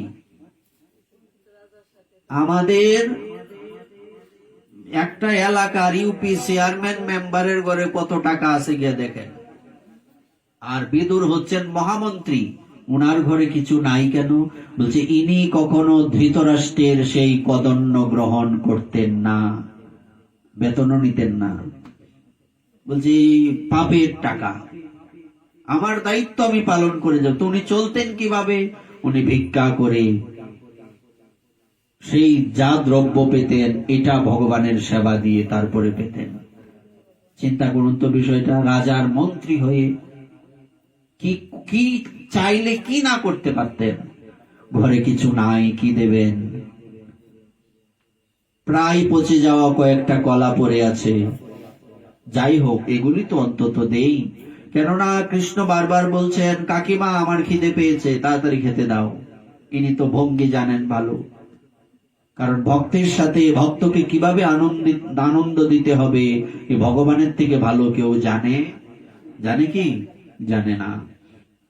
এইবার ইনি কি করলেন? কলাগুলি, গোবিন্দের দিকে তাকিয়ে আছেন, মোহিত হয়ে গেছেন। ওনার দেহাবেশ নাই, কোথায় আছেন সেই কোনো চিন্তা নাই, গোবিন্দকে নিয়ে ভাবছেন। এইবার উনি সুন্দর করে কলার বাকলগুলি ছাড়িয়ে নিয়ে বাকলগুলি গোবিন্দের মুখে দিচ্ছেন, কলাগুলি ফেলে দিচ্ছেন। বলুন তো। আর এদিকে গোবিন্দ সেই বাকলগুলি প্রেম সহকারে গ্রহণ করছেন। এত স্বাদ, এত আনন্দ। বলুন তো, এটা কি ভগবান বলেই সম্ভব না? অন্য কেউ হলে সম্ভব হতো কি? অসম্ভব ছিল। বিদুর হঠাৎ করে ঢুকলেন, সর্বনাশ করেছে। লোকে কলা খায় না বাকল খায়? কি করছি সেটা? ও হো হো, আমি বুঝতে পারিনি। এইবার বিদুর কলাগুলি দিচ্ছেন, বাকলগুলি ফেলে। গোবিন্দ জিজ্ঞেস করছেন, কাকা কিছু মনে করবে না, একটা কথা বলবো? হ্যাঁ বলো বলো। কাকিমার কলার বাকলে যে আনন্দ, কলাতে তো সে আনন্দ নাই। বলবার তাৎপর্য, বিদুরের কি ভক্তি নাই? আছে, কিন্তু জগৎবাসীকে উনি বুঝাতে চাচ্ছেন ভক্তের বাকলেই আনন্দ, বিদুরের কলাতেও আনন্দ। কিন্তু উনি বুঝাচ্ছেন যে যিনি তন্ময় হয়ে ভগবানকে সেবা দিচ্ছেন, ইনি যাই দিচ্ছেন সেটাই গ্রহণীয়। নতুবা সেই শবরী মাতার এটো ফল খাবেন কেন? লক্ষণ নিজেই ফেলে দিয়েছেন। কিন্তু স্বয়ং ভগবান রামচন্দ্র, মর্যাদা পুরুষোত্তম, সেই এটো ফল খাচ্ছেন। লক্ষণ বারবার জিজ্ঞাসা করছেন, দাদা এসব কি করছেন? এসব কি আপনার খাবার দ্রব্য? জীবনে কোনোদিন খেয়েছিলেন? রামচন্দ্র ভগবান বলছেন, লক্ষণ এ তুমি বুঝবে না। লক্ষণ ঠাকুর বুঝেন না? বুঝেন, কিন্তু একটা লীলা তৈরি করতে গেলে সবাই যদি সব বুঝেই যায় তাহলে অবুঝ কে হবে? এটা একটা লীলা করার জন্য এই ঘটনা করেছেন। তখন ভগবান রামচন্দ্র বলছেন, লক্ষণ তুমি বুঝবে না, শবরী মাতার এটো ফলে যে আনন্দ বৈকুণ্ঠে লক্ষ্মী দেবীর হাতে খেয়েও সে আনন্দ আমি পাই না।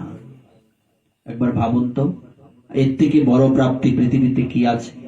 সেই ভগবান বলেই সম্ভব। কিসের কিসের জোরে ভগবানকে বাকল খাওয়ানো যায়? কিসের জোরে ভগবানকে কানমলা দেওয়া যায়? কিসের জোরে ভগবানকে মাথার মধ্যে খড়ম দিয়ে হাঁটানো যায়? ভান্ডির বনে যখন বলদেব চন্দ্র ঘৃতের হাড়ি নিয়ে যাচ্ছেন, বাবা আমাকে কিছু দিন, আমাকে কিছু দিন। কৃষ্ণ তখন ছোট। নন্দ মহারাজ ভাবছেন কি দেব, কিছু তো দেখি না, আর এটাকে একটা দিয়ে তো বুঝ দিতে হবে। পায়ের থেকে জুতাগুলি তুলে দিলেন মাথার উপরে, যাও নিয়ে হাঁটো। কিভাবে সম্ভব? বলছে সম্ভব, ভক্তির কাছে সবই সম্ভব। ভক্তির কাছে সবই অসম্ভব বলে কিছু নাই, সব সম্ভব। তাই তো এখানে বলা হয়েছে, বলো না কি কুল বিদুরের ছিল, খাইল যাহারো ঘর। দেখো না কেমন সাধন করিল, গোকুলে গোপেরও নারী। কি সাধনা করেছেন? ব্রজের গোপবালাগণ কোন সাধনা করেছেন? তপস্যায় লীন হয়ে গেছেন। দিনের পর দিন, মাসের পর মাস শরীরের মধ্যে গাছ উঠে গেছে, নখ বড় হয়ে গেছে। এটা কি মানুষ না আর কিছু বোঝা যায় না এমন করেছেন? কিচ্ছু সাধন ভজন করেননি। একটাই সাধনা, একটাই আরাধনা, কানাই কবে তুমি আমার হবে, কৃষ্ণ কবে তুমি আমার হবে। সর্বক্ষণ কৃষ্ণ কৃষ্ণ কৃষ্ণ, চোখ বুঝলেও কৃষ্ণ, চোখ খুললেও কৃষ্ণ, শয়নে স্বপনে নিশি জাগরণে কৃষ্ণ কৃষ্ণ কৃষ্ণ কৃষ্ণ কৃষ্ণ কৃষ্ণ। সদা সর্বদা জিহ্বা থেকে নাম সরছে কি? কারো কথাই তো মনে নাই, কারো কথাই তো স্মরণে নাই। একমাত্র কৃষ্ণের কথাই স্মরণে আছে। নন্দনন্দন কৃষ্ণ মোর প্রাণনাথ, সদা সর্বদা চিন্তন করছেন। এই কাত্যায়নী পুজো করেছেন পুরো অগ্রহায়ণ মাস, যদিও তিথিতে অগ্রহায়ণ কার্তিক মিলিয়ে পড়ে। এই এক মাস কাত্যায়নী ব্রত করে ওনারা কি চেয়েছেন? হে মা কাত্যায়নী, আপনি কৃপা করুন, নন্দনন্দন কৃষ্ণ যাতে আমাদের প্রতি হন। কালকে বলছিলাম, কোন বয়ফ্রেন্ড গার্লফ্রেন্ডের দিকে দৃষ্টি নয়, দৃষ্টি থাকবে কোথায়? দৃষ্টি গোবিন্দই তোমার প্রেমিক, গোবিন্দই তোমার সব। নিজেকে ভাবো আমি রাধারানীর দাসী, গোবিন্দই আমার প্রেমিক, রাধারানী আমার একমাত্র ঈশ্বরী, আমার ঈশ্বরী বৃন্দাবনেশ্বরী, তার প্রাণনাথ বলে ভজিগিরিধারী। ভাবো না, ভাবতে ভাবতে ভাবতে ভাবতে একটা সময় তুমিও হারিয়ে যাবে গোবিন্দের মধ্যে। আমার আমি ধুয়ে মুছে ঘুচে যাক তোমার মাঝে, রবীন্দ্রনাথ ঠাকুরের কথা। আমার আমিত্ব ধুয়ে মুছে সব তোমার মধ্যে বিলীন হয়ে যাক। আবার বলছেন, সকল অহংকার হে আমার ডোবাও চোখের জলে। কি বলছেন? আমার মাথা নত করে দাও হে তোমার চরণ ধুলার তলে। আমার অহংকার ধুলার সাথে মিশে যাক, আমার এই আত্ম অহংকার হারিয়ে যাক, আমার এই মস্তিষ্ক তোমার চরণ ধুলার তলে লুটিয়ে পড়ুক। আর আমার সকল অহংকার আমার চোখের জলে ভেসে যাক, না থাকুক। কি থাকবে? একমাত্র তুমি আমার, তুমি আমার, আমি তোমার, আমি তোমার। তবই বাস্মি ন জীবামি তয়া বিনা। আচ্ছা, ইনি কি কৃপা করবেন? আলবাত করবেন, ইনি কৃপা করার জন্য বসেই আছেন। তো আমার তো কৃপা নেওয়ার খিদে নাই। খিদে না থাকলে, ঘরে উপাদেয় খাবার থাকলেই কি খেতে মন চাইবে? বা মায়ের বা যিনি পরিচালনা করছেন ইনার মনে হবে তার খিদে পেয়েছে, তাকে কিছু দেই, মনে হবে কারো? কিন্তু যখন আপনি কাঁদবেন মায়ের কাছে, ছোটরা কাঁদে, বড়রা তো কাঁদে না, চাইতে হয়।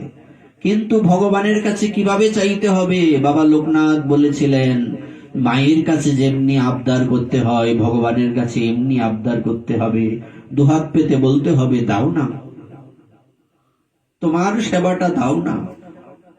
এই হাত দিয়ে তোমার সেবা করতে চাই, এই নয়ন দিয়ে তোমাকে দর্শন করতে চাই, এই কর্ণে তোমার কথা ভিন্ন অন্য কোনো কথা যেন প্রবিষ্ট না হয়, সেই কৃপা করো না। বারবার কাঁদতে হবে, চিৎকার দিতে হবে, নিতাই নিতাই গৌর গৌর, রাধে রাধে, কৃষ্ণ কৃষ্ণ বলে যার যে ইষ্ট সেই ইষ্টকে আরাধনা করে তার থেকে এটাই তো চাইতে হবে, সেই দিন আমার কবে হবে সেই প্রাপ্তি। আমাদের জীবনের আর কি চাওয়া থাকবে, আর কি পাওয়া থাকবে? আর তো কিছু চাওয়া নেই। সেদিন সেটা হবে কি? কৃপা উনি করবেন কি? দেখুন না, গোবিন্দ যখন সমস্ত তীর্থগণকে আহ্বান করে রাধাকুণ্ড নিয়ে এলেন বৃন্দাবনে, তখন রাধাকুণ্ড হয়নি, তৈরি হয়েছে কিন্তু জল আসেনি না। সমস্ত তীর্থগণ গোবিন্দের তৈরি কুণ্ডে শ্যামকুণ্ডের মধ্যে প্রবিষ্ট হলেন। রাধারানী বলছেন, তুমি তো স্নান করে নিলে। গোবিন্দ বলছেন, আমি তো স্নান করেছি, এবার আমার সঙ্গ প্রভাবে তোমাদের যে অপরাধ হয়েছে, আমার পাপ যে তোমাদের ধরেছে, সেই পাপ থেকে তোমরা কি করে মুক্ত হবে? তখন স্বয়ং শ্রীমতী রাধারানী বলছেন, আমাদের বোকা পেয়েছ? আসলে কি বোকা নয়? ব্রজবালাগণ কি বোকা নন? বোকা যদি নাই হবেন, যে ছেড়ে চলে গেছে তার পিছনে কেন পড়ে থাকবেন? 100 বৎসরের সেই বিরহ যে অগ্নি ভিতরে জ্বলছে, কোনোদিনও তো একবারের জন্য ভক্তিটা নষ্ট হয়নি। সদা সর্বদা তো কৃষ্ণ কৃষ্ণ কৃষ্ণ, কবে আসবে? এই যে বলে গিয়েছিলে আবার আসিব ফিরে, আর আসলে তো না। বোকা না কিন্তু বোকা কিন্তু বলছে, আমরা কি আমাদের বোকা পেয়েছো? তোমার এই পাপ ধোয়া জলে আমরা স্নান করব থরি? তখন গোবিন্দ তীর্থগণকে ইঙ্গিত করে বলছেন, তীর্থগণ, বৃন্দাবনে এসেছ, আমার কৃপা হলে তো পূর্ণ কৃপা হলো না। যদি রাধারানীর কৃপা না হয়, রাধারানীর কৃপা দৃষ্টি যদি তোমাদের উপর পতিত না হয়, তোমাদের বৃন্দাবন বাস ব্যর্থ হয়ে যাবে, সফল হবে না। প্রভু কি করব? সমস্ত তীর্থগণ তখন মূর্তি ধারণ করে রাধারানীর কাছে গিয়ে, মুনীন্দ্র বৃন্দ বন্দিতে ত্রিলোক শোকহারিণী, প্রসন্ন বক্ত্র পঙ্কজে নিকুঞ্জ ভূ বিলাসিনী, ব্রজেন্দ্র ভানু নন্দিনী, ব্রজেন্দ্র সুন সঙ্গতে, কদা করিস্য সিংহ মাম কৃপা কটাক্ষ ভাজনম। তোমার কৃপা দৃষ্টি কি আমাদের উপর পতিত হবে? সেই তীর্থগণ দল বেঁধে মূর্তি ধারণ করে রাধারানীর কাছে চাইছেন, তোমার কৃপা দৃষ্টি, আর তো কিছু চাই না। বারবার চাইছেন, কাঁদতে কাঁদতে চরণে লুটিয়ে গেছেন। বলবার অর্থ হচ্ছে, আমরা কি কৃপা পাবো? অবশ্যই পাবো। আমাদের চোখের জল কোথায়? আমাদের পেটে, এই খিদা তো পেটে হয় না, হৃদয়ে হয়। আমাদের হৃদয়ে কৃষ্ণ প্রেম প্রাপ্তির লালসা কোথায়? ওই যে খিদে না পেলে তো মা দেবেন না। যিনি পরিচালনা করছেন, আপনি না চাইলে দেবেন কি? দিলে লাভ কি? আপনি তো এটা নিতে পারবেন না। না, যখন সমস্ত তীর্থগণ সাষ্টাঙ্গ দণ্ডবোধ হয়ে রাধারানীর কাছে প্রার্থনা করলেন, রাধারানী বললেন, ঠিক আছে, তথাস্তু, তোমাদের ইচ্ছা পূর্ণ হবে। কৃপা করার জন্য বসে আছেন না। তারপর কি বললেন? দেখো না কেমন সাধন করিল গোকুলে গোপীর নারী। কোন সাধন ভজন করেছেন? কঠোর সাধনা তো করেননি। জাতি কুলাচারে তবে কি করিল, সে হরি যে ভজে তারি। জাতি কুলাচারে কিচ্ছু হবে না। যে হরি ভজন করে, হরি তার। যে হরি ভজন করে, হরি একমাত্র তারই হয়ে যায়। শ্রীকৃষ্ণ ভজনে সবে অধিকারী, সবাই কৃষ্ণ ভজনে অধিকারী। কুলের গর্ব নাই, কহে প্রেমানন্দ, যে করে গর্ব নিতান্ত মূর্খ ভাই। যে গর্ব করবে তাকে কি বলা হয়েছে? সে হচ্ছে মূর্খ। তার মতো মহামূর্খ আর পৃথিবীতে কেউ নেই। তাহলে ভগবানের এই কথা যথার্থ হলো কিনা? এখানে ভগবান যেটা বললেন যে নাস্তিক ব্যক্তি বেদজ্ঞ ব্রাহ্মণ হলেও সম্মানের যোগ্য নন, কিন্তু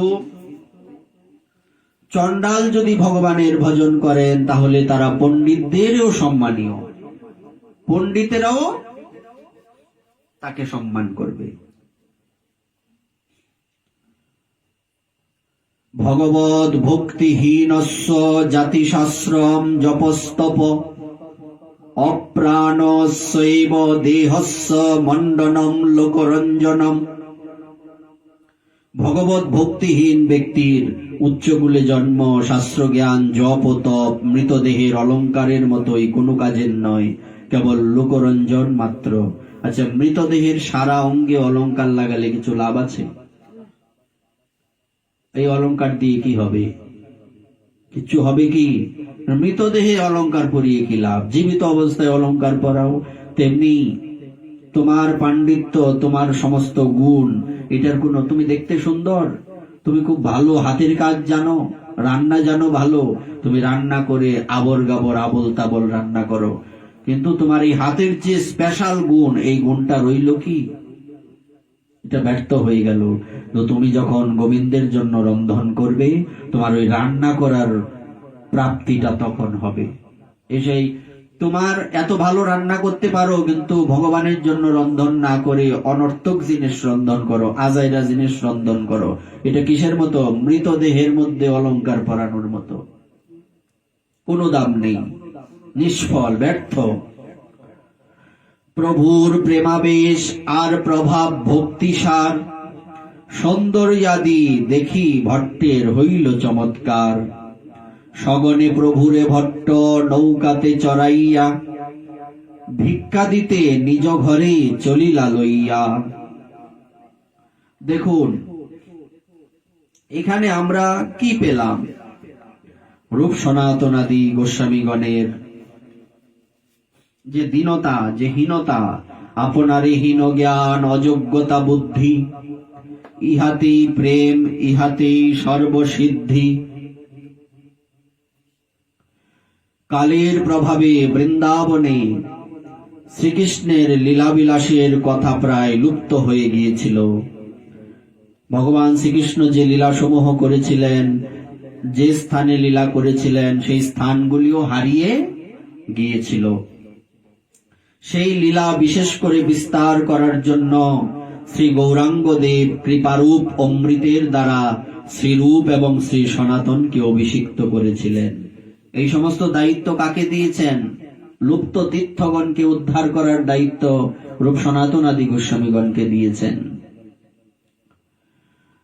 যিনি পূর্বে প্রিয় গুণ সমূহের দ্বারা নিবিড়ভাবে আবদ্ধ হওয়া সত্ত্বেও সংসার আসক্তি থেকে মুক্ত হয়েছিলেন, সেই শ্রীরূপকে তার কনিষ্ঠ অনুপম সহ স্বয়ং রসতুল্য অমৃত হয়ে শ্রেষ্ঠ মূর্তিমান গৌরাঙ্গদেব প্রয়াগে প্রেমালাপ ও দৃঢ়তর আলিঙ্গন দ্বারা অনুগ্রহ করেছিলেন, প্রয়াগে কৃপা করেছিলেন। সেই কৃপা তা কি বলে শেষ করা যাবে? কৃষ্ণ কৃপা, গৌর কৃপার মহিমা, নিতাই কৃপার মহিমা, তা তো বলে শেষ করার মতো নয়। যত বলা যাবে ততই মঙ্গল হবে। শ্রবণ মঙ্গলম শ্রীমদাততম ভুবি গৃণন্তিতে ভুরিদা জনা। এইবার এই মতো কেহ যদি দেশে যায় দেখি বৃন্দাবন, তারে প্রশ্ন করেন প্রভুর পারিষদগণ, কহ তাহা কইছে রহে রূপ সনাতন, কইছে রহে, কইছে বৈরাগ্য, কইছে ভোজন, কইছে অষ্টপ্রহর করেন শ্রীকৃষ্ণ ভজন, তবে প্রশংসিয়া কহে সেই ভক্তগণ। মহাপ্রভুর হৃদয়ের রূপ সনাতন সদা সর্বদা থাকেন। মহাপ্রভু বারবার সব ভক্তদের জিজ্ঞাসা করেন, রূপ সনাতন কোথায় থাকেন, কি করেন, কিভাবে ভজন করেন। অনিকে দুহে বনে যত বৃক্ষগণ, এটা পরের কথাটা, সনাতন গোস্বামী পাদের আসার পরে ওনারা রূপ সনাতন যখন বৃন্দাবন চলে গেলেন, পরের কথা, এটা সামনে আসবে যে কিভাবে আসলেন সনাতন গোস্বামীপাদ। এক এক বৃক্ষের তলে এক এক রাত্রি শয়ন,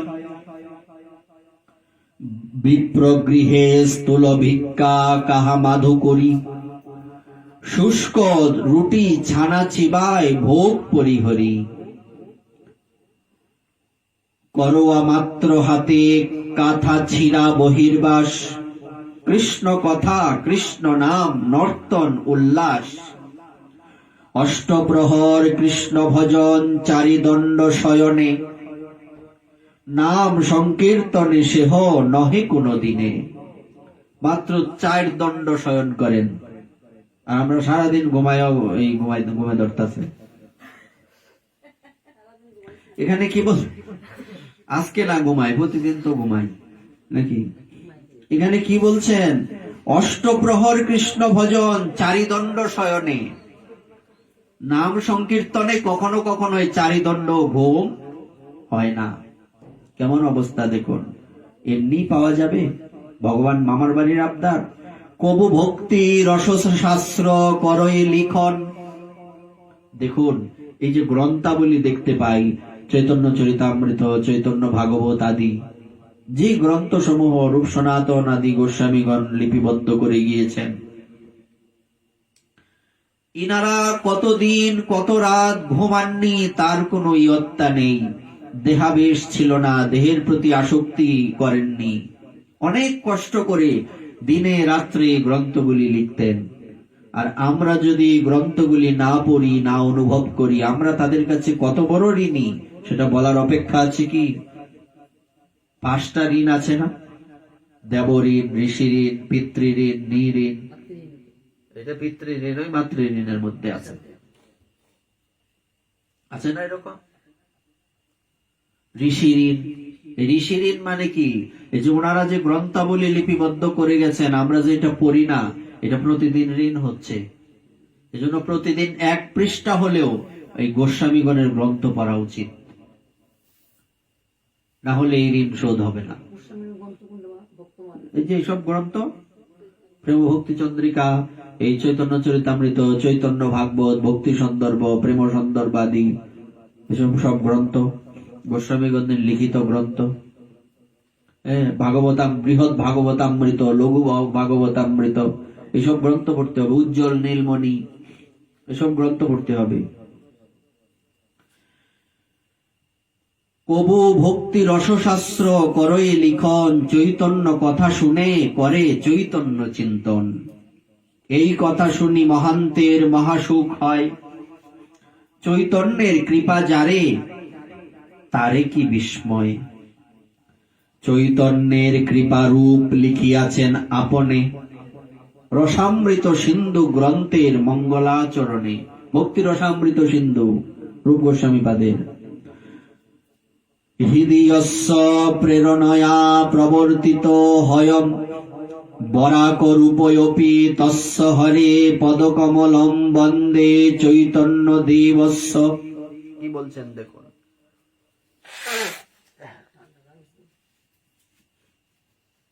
হৃদয়ে যার প্রেরণার দ্বারা অতি দিন কাঙ্গাল রূপ আমি ভক্তি গ্রন্থ রচনায় প্রবৃত্ত হয়েছি, সেই গৌরহরি শ্রী চৈতন্য দেবের শ্রী পাদপদ্ম আমি বন্দনা করি। কে বলছেন?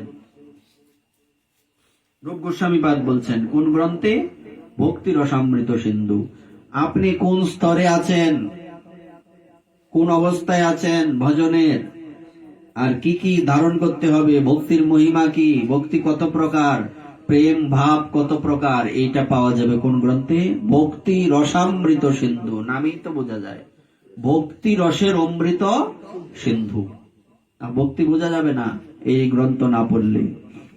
এই মতো 10 দিন প্রয়াগে রহিয়া শ্রীরূপে শিক্ষা দিল শক্তি সঞ্চারিয়া। শ্রীরূপ গোস্বামীপাদকে মহাপ্রভু শিক্ষা দিচ্ছেন। 10 দিন পর্যন্ত ওনাকে এসব বলে গেছেন।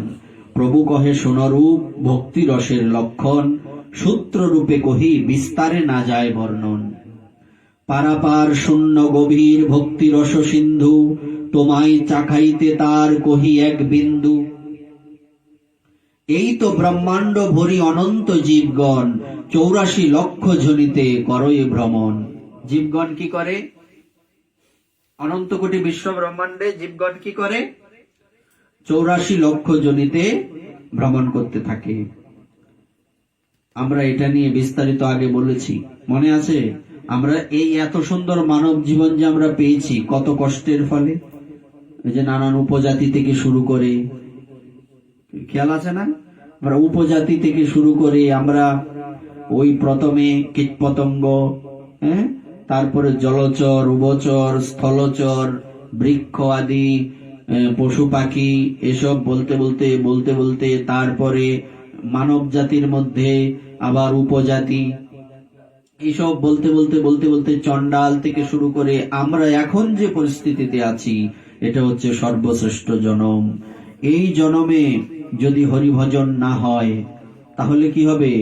আবার ঘুরতে বুঝি হলো রে মন, আবার 84, আবার প্রথম থেকে শুরু হবে, আবার প্রথম থেকে, আবার বৃক্ষ, আবার লতাপাতা, আবার কীটপতঙ্গ, জলচর, উভচর, স্থলচর, পক্ষী, হ্যাঁ, তারপরে আস্তে আস্তে আস্তে আস্তে পশু, তারপরে মানুষ, মানুষের মধ্যে আবার এই সিরিয়াল প্রথম থেকে শুরু হবে। প্রথমে বৃক্ষ।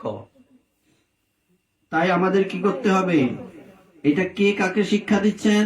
রূপ গোস্বামীপাদকে এই কথা মহাপ্রভু শিক্ষা দিচ্ছেন।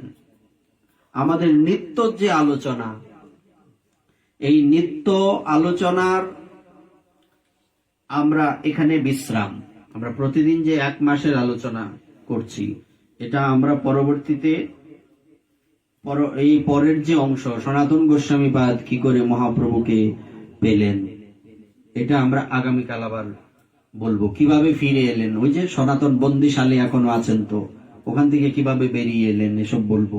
তো আমাদের আজকে কি, আজকে তিথিটার নাম কি? একাদশী তিথিকে কি বলে? হরিবাসর। তো আজকে কি একাদশী? আমরা একটু একাদশীর মাহাত্ম্যের দিকে যাব। এরা কই?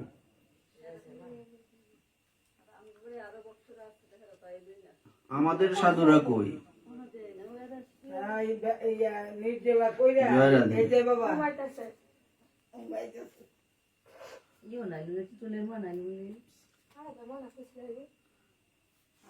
এইবার কি একাদশী নাম কি?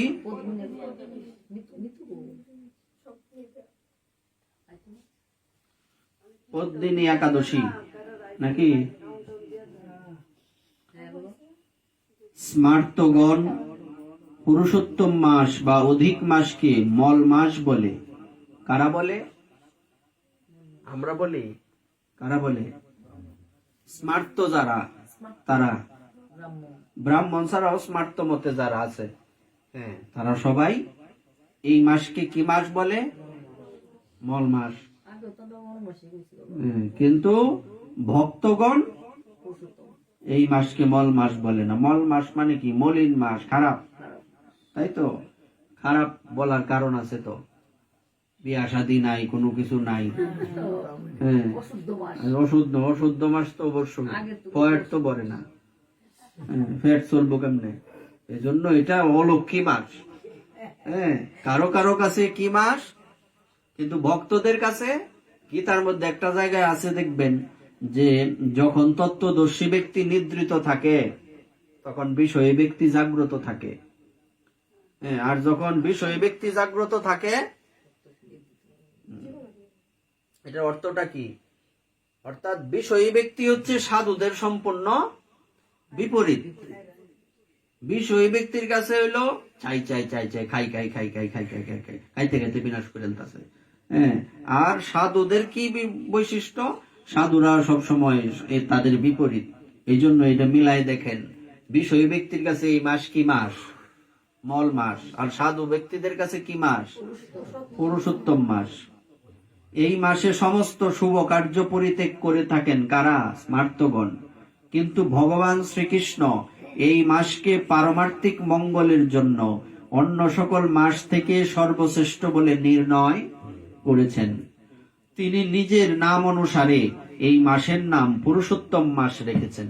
গীতার মধ্যে একটা অধ্যায় আছে, কি যোগ? পুরুষোত্তম যোগ। আর পুরুষোত্তম কার নাম? এটার ঘটনা আছে। এক সময় এই মল মাস কেন সৃষ্টি হয়েছিল? শুধু তাই না, আরো অনেক কারণ। যেমন আমরা কি জানি, একটা হচ্ছে চান্দ্র মাস আর একটা হচ্ছে সৌর মাস। একটা চন্দ্রের গণনায় মাস হয় আর একটা সূর্যের গণনায় মাস হয়। সূর্যের গণনায় মাস হয় কিভাবে? সূর্যের গণনায় আর চন্দ্রের গণনায় যে মাসের হিসাব করা হয় তার মধ্যে প্রতি বছর 10 দিন করে গ্যাপ থাকে, সামথিং কম বেশি, একটু বেশি হালকা। 10 দিন করে যদি কম বেশি থাকে, এটা 3 বছরে কতদিন হয়? 30 দিন। এই জন্য প্রতি 3 বছরে, গড়ে 3 বছর, প্রতি 3 বছরে একটা অতিরিক্ত মাস সংযোজন করা হয়। কেন করা হয়? কারণ অধিক মাস যদি না থাকতো তাইলে দুর্গাপূজা এই বৈশাখী মাসে, দুর্গাপূজা কি মাসে হয়? আশ্বিন মাসের দুর্গাপূজা গেল হইলে বৈশাখ মাসে, সারা বছর ঘুরল হইলে। কারণ চান্দ্র মাসের গণনা, চাঁদের গণনা যেটা, এটা সারা বছর ঘুরবো। যেমন আমাদের পার্শ্ববর্তী ধর্মেরা রাজা হিসাব করে, কিভাবে হিসাব করে? সারা বছরই তাদের ঈদ পড়ে। এই বছর প্রতি বছর 10 দিন করে বাড়ে।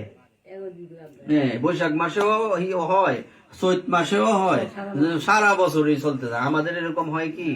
তা আমাদের হইলে ভালোই লইলে না? আমাদের ভালো হইতো না? যদি হইতো ভালো হইতো না কেন? ওইটাও তো সুন্দর। এই হিসাব তো আছে, এটা তো আর মানুষের তৈরি না। এই সিস্টেমটা, এই যে সৌর গণনা, চান্দ্র গণনা, এটাও তো আগের থেকে জ্যোতির্বিদ্যার গণনা। ওই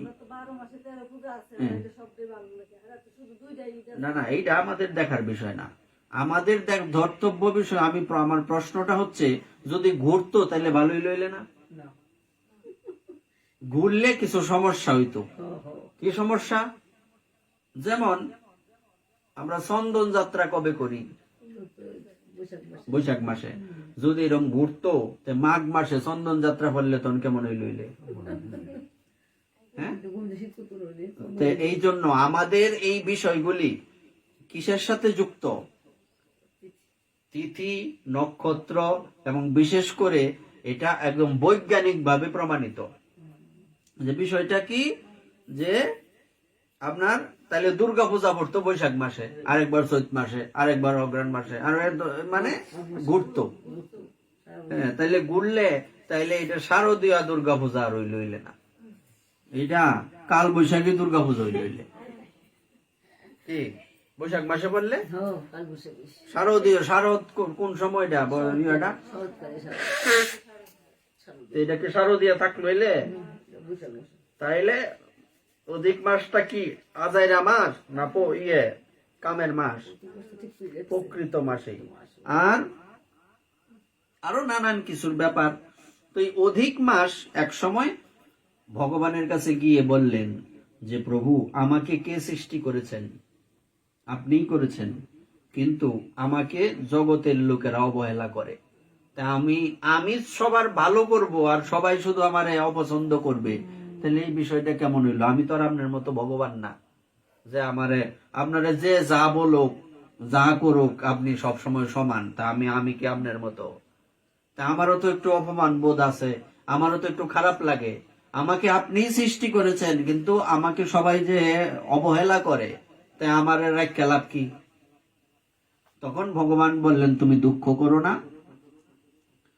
তোমার নামটা আমার নাম অনুসারে আজকের থেকে পুরুষোত্তম মাস, অধিক মাস বা মল মাস না। এবং যারা এই অধিক মাসকে অবহেলা করবে তাদের অনন্তকাল ঘোর নরকে পতিত হতে হবে। জিজ্ঞেস করেছিলেন, কি বলে, দ্রৌপদী, ভগবান জিজ্ঞেস করছেন, আচ্ছা তোমরা আমার ভক্ত হওয়া সত্ত্বেও তোমরা কেন এই এত কষ্ট ভোগ করছো জানো? দ্রৌপদীকে জিজ্ঞেস করলেন, তুমি এত কষ্ট কেন ভোগ করছো জানো? বলছে, না, জানি না। তখন উনি বলেছিলেন যে পূর্ব কোন এক জন্মে তুমি পুরুষোত্তম মাসকে অবহেলা করেছিলে, সেই জন্য আজকে তোমার এই দুর্গতি। কাজেই এটা দিয়ে আমরা কি বুঝলাম? যে কেউ ভগবানের ভক্ত হোক আর অভক্ত হোক, যে যেমন কর্ম করবে এর থেকে কারো নিস্তার নেই। কর্মের ফল সবাইকে ভোগ করতেই হবে। তখন এই জন্য ভগবান বলছেন, যে ব্যক্তি এই মাসকে অবহেলা করবে তার কি হবে? তার ঘোর অনন্ত নরকে পতিত হতে হবে। তো সেই তারপরের থেকে এই মাসের মহিমা আরো বেড়ে গেল। আচ্ছা, তিনি নিজের নাম অনুসারে এই মাসের নাম পুরুষোত্তম মাস রেখেছেন। যুধিষ্ঠির বললেন, হে জনার্দন, আমি বহু ধর্ম ও ব্রতের কথা শুনেছি। এখন পুরুষোত্তম মাসের সর্বপাপ বিনাশিনী ও পুণ্যদায়িনী শুক্লপক্ষিয়া পদ্মিনী একাদশীর কথা আমার কাছে বর্ণনা করুন, যা শ্রবণ করলে পরম পদ প্রাপ্ত হওয়া যায়। ভগবান শ্রীকৃষ্ণ বললেন, দশমীর দিন থেকেই ব্রতের শুরু হয়। কাঁসার পাত্রে ভোজন, মসুর, ছোলা, শাক এবং অপরের অন্ন আমিষ দশমীর দিনে বর্জন করতে হয়। পরের দিন প্রাতকৃত্যের পর সুগন্ধি ধূপ, দীপ, চন্দন আদি দিয়ে ভগবানের পূজা করতে হয়। রাত্রিতে জাগ্রত থেকে উঙ্গাইলে বালা আর কি, রাত্রিতে জাগ্রত থেকে উঙ্গানির কথা না হচ্ছে না তো, না হচ্ছে কি বলছে? রাত্রিতে জাগ্রত থেকে, এরকম করলে সমস্যা নাই। রাত্রিতে জাগ্রত থেকে ভগবানের নাম ও গুণ কীর্তন করতে হয়। কই নাম গুণ কীর্তন করতেছি, এক বেড়াই কইতেছে তোমরা কীর্তন করবা, এটা পরে। এখন এই ব্রতের একটি ইতিহাস, মন দিয়া শোনো। জয় রাধে। কারা কারা ঘুমাইতেছে একটু ধাক্কা দেও। বলছে, আমরা তাহলে এই ব্রতের একটা বিশেষ ইতিহাস শ্রবণ করব। পূর্বে পুলস্তমণি দেবর্ষি নারদকে এই ইতিহাস বর্ণনা করেছিলেন। পুলস্তমণির পরিচয় আমরা জানি। পুলস্তমণি, তার একটা ছোট্ট একটা পরিচয় বলেন তো, কোন জায়গায় নাম শুনছেন কিনা? পুলস্তমণি, পুলস্তমণি কার কি লাগে? রাবণের দাদু লাগে। পুলস্তমণির পুত্রের নাম হচ্ছে বিশ্রবামণি। বিশ্রবামণির পুত্রের নাম হচ্ছে রাবণ। রামায়ণ কীর্তন শোনো না? শুনতা না আগে? খুব কইতো, তোমরা শুনছই না? অহন ক, অবশ্যই ক। রামায়ণে বিষ কাউরা মনির পুত্র পুরা আলুন নাতি। বিশ্রবামণির পুত্র না, বিষ কাউরা মনির পুত্র। উৎপাত করে, আর এরা এইসব বলতে বলতে এমন খারাপ কথায় চলে যায়, তখন তো তারা মারণের মন চায়। এত খারাপ ভাষা, এই জন্য এইগুলি বয়কট করা উচিত। কখনোই আসানির লেগে কি এমন শব্দ উচ্চারণ করা যাবে যে শব্দ এই কীর্তনে বা পাঠে বলা যায় না? আশায় তো সবাই আসাইতে পারে এইসব কথা। এমন খারাপ কথা বলে, আমাদের বাড়িতে আমার জেঠিমার এই শ্রাদ্ধের দিন রামায়ণ, আমি তো এটার বিপক্ষে নাই, কিন্তু এরা সবাই যার যার ছেলে মেয়েরা যেটা করবে করুক গা, এলাকার মানুষও বলে। তো এবার শেষে এমন একটা শব্দ উচ্চারণ করছে, ভাগ্য বালা সেটা আমার বাড়ির রক্ষক তো ভক্ষ করতে পারে না, নাহলে ফাওয়াতে মাথা বন্ধ বাইরেলাম হইলে তারে। আমি তো উচ্চা যন্তনকে আমি তো বইতেই রাজি না, কারণ অযোগ্য ব্যক্তির, শোনো, অযোগ্য ব্যক্তির মুখে ভগবানের কথা শুনতে আছে। দুধ যতই পবিত্র হোক, তার মধ্যে যদি সাপ মুখ দেয়, কে শেষ? দুধ হলো পবিত্র, তেমনি এটা বিষ।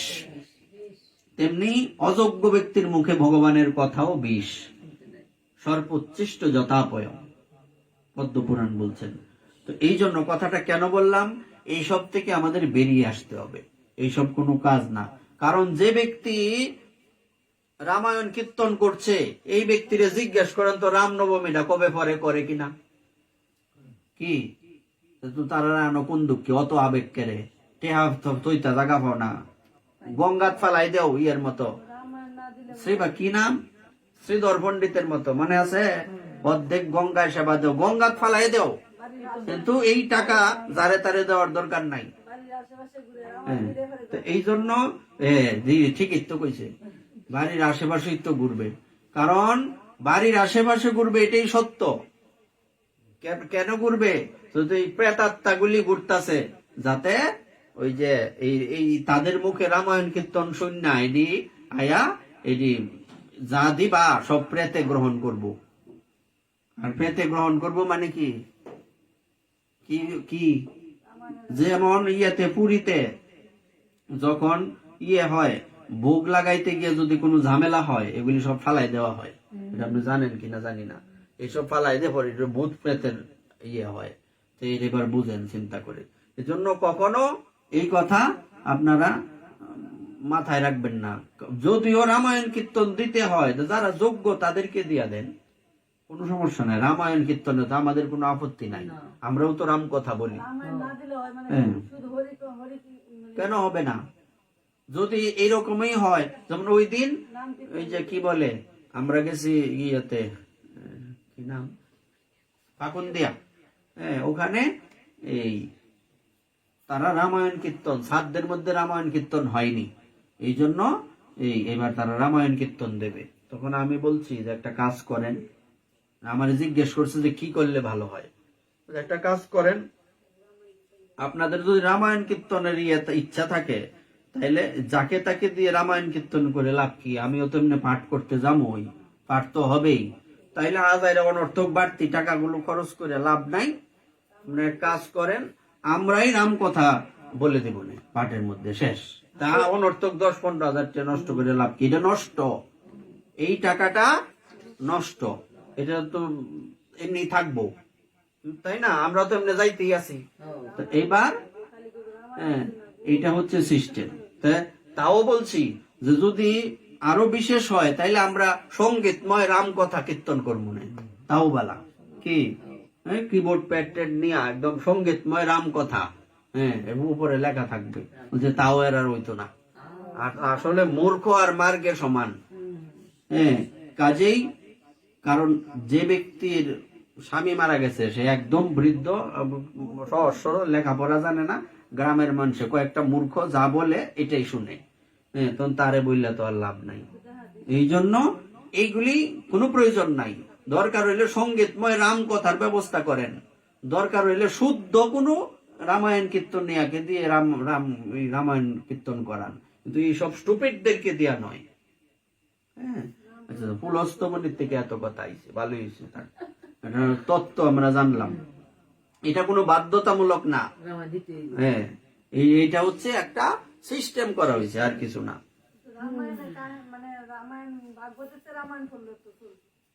ভাগবতেও তো রাম কথা আছে, আছে না?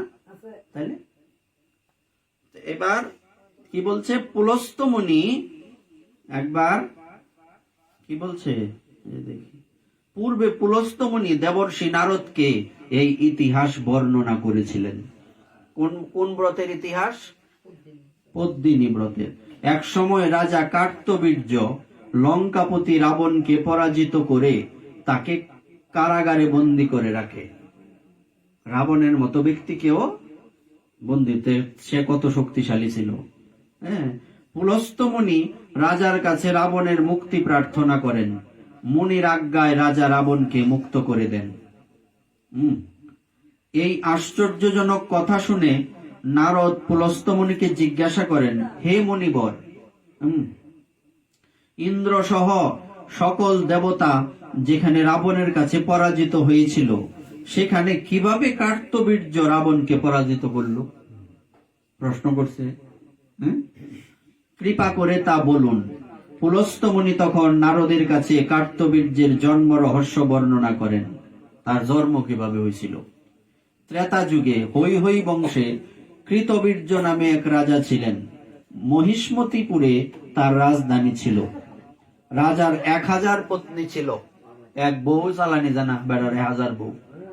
হ্যাঁ, সর্বনাশ দিন। তাও তো ভালো, 1 কোটি বউ ছিল জানি কার মনে আছে? ভাগবতে আছে না? মাথা লাগাও, কমছে কেনা শুনো পড়ো। 1 কোটি। বড় বড় রানীর নাম হচ্ছে কৃতদ্যুতি।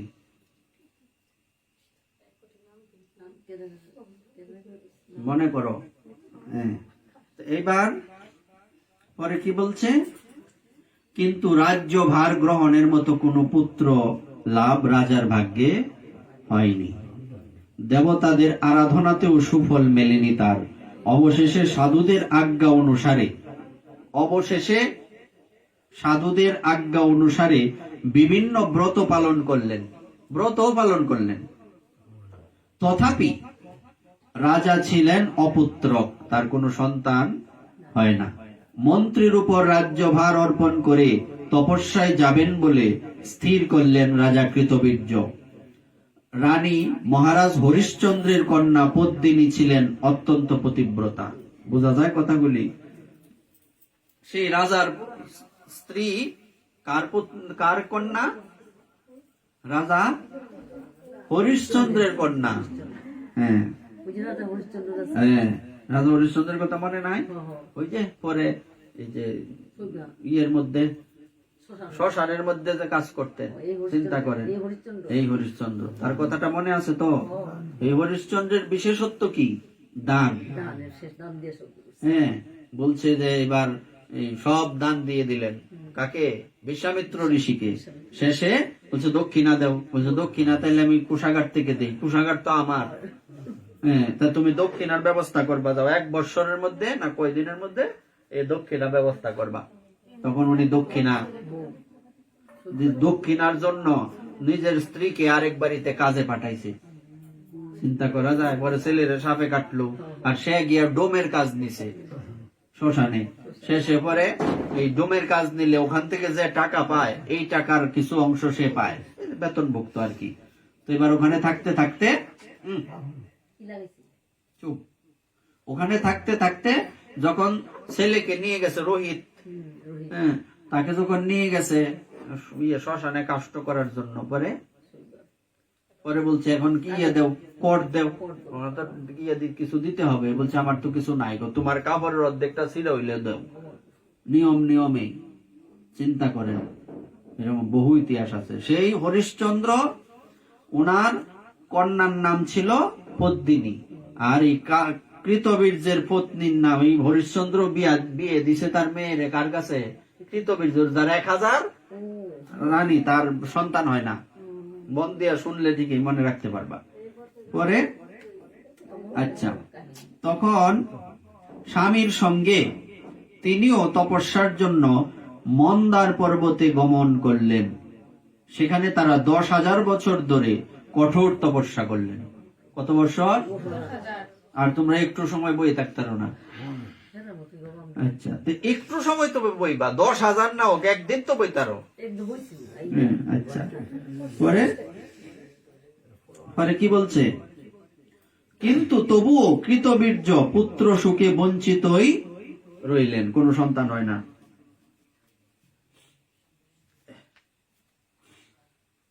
রানী পদ্মিনী মহাসাধ্বী। সাধ্বী মানে? এই তোমরা কও, সাধ্বী মানে কি? কি পড়ো তুমি?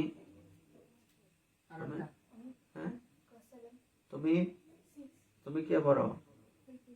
পরীক্ষা দিছো? সাধ্বী শব্দের অর্থ কি কও?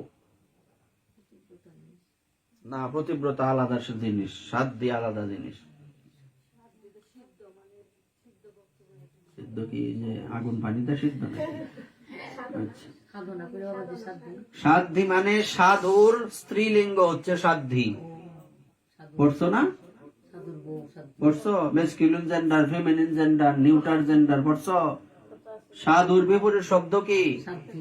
বিপরীত বলতে তো একটা পুরুষের বিপরীত মেয়ে হয়, সাধ্বী। এইবার মহাসাধ্বী, প্রতিব্রতা রমণী মহাসাধ্বী আচ্ছা, রানী পদ্মিনী মহাসাধ্বী অনুসুয়াকে জিজ্ঞাসা করলেন। অনুসুয়ার কথা মনে আছে? কে জানি অনুসুয়া? কোন মনির? অনুসোয়া। বহু বলছি দেবী অনুসোয়ার কথা। অত্রি মনির স্ত্রী অনুসোয়া দেবীর বিশেষত্ব কি? তিনজনকেই হ্যাঁ ঘটনা আছে। হ্যাঁ, তা দেবী অনুসোয়া উনি কার মা?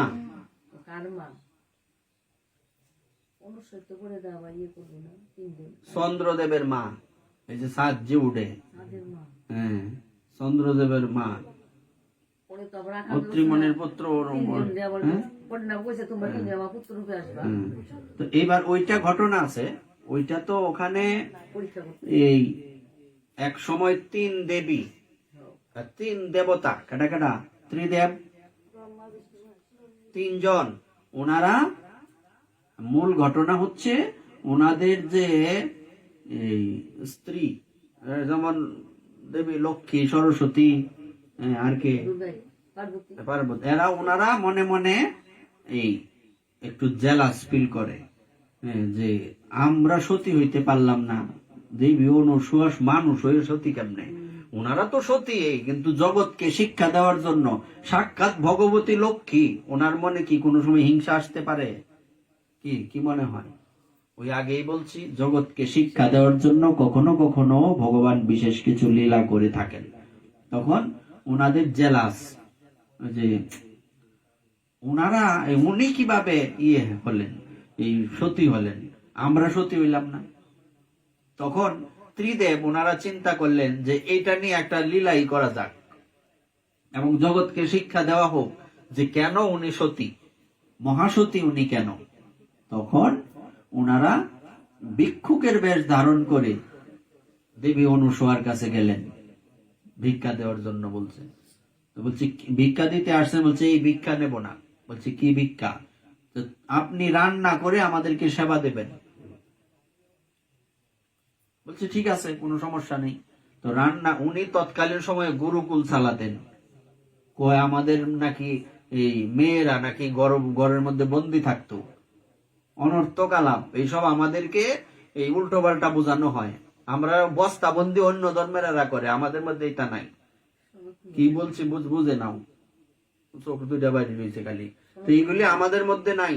আমাদের সনাতন ধর্মের তৎকালীন মহাসাধ্য মেয়েরা সব গুরুকুল চালাইতো। কি মনে করছো বিষয়টা?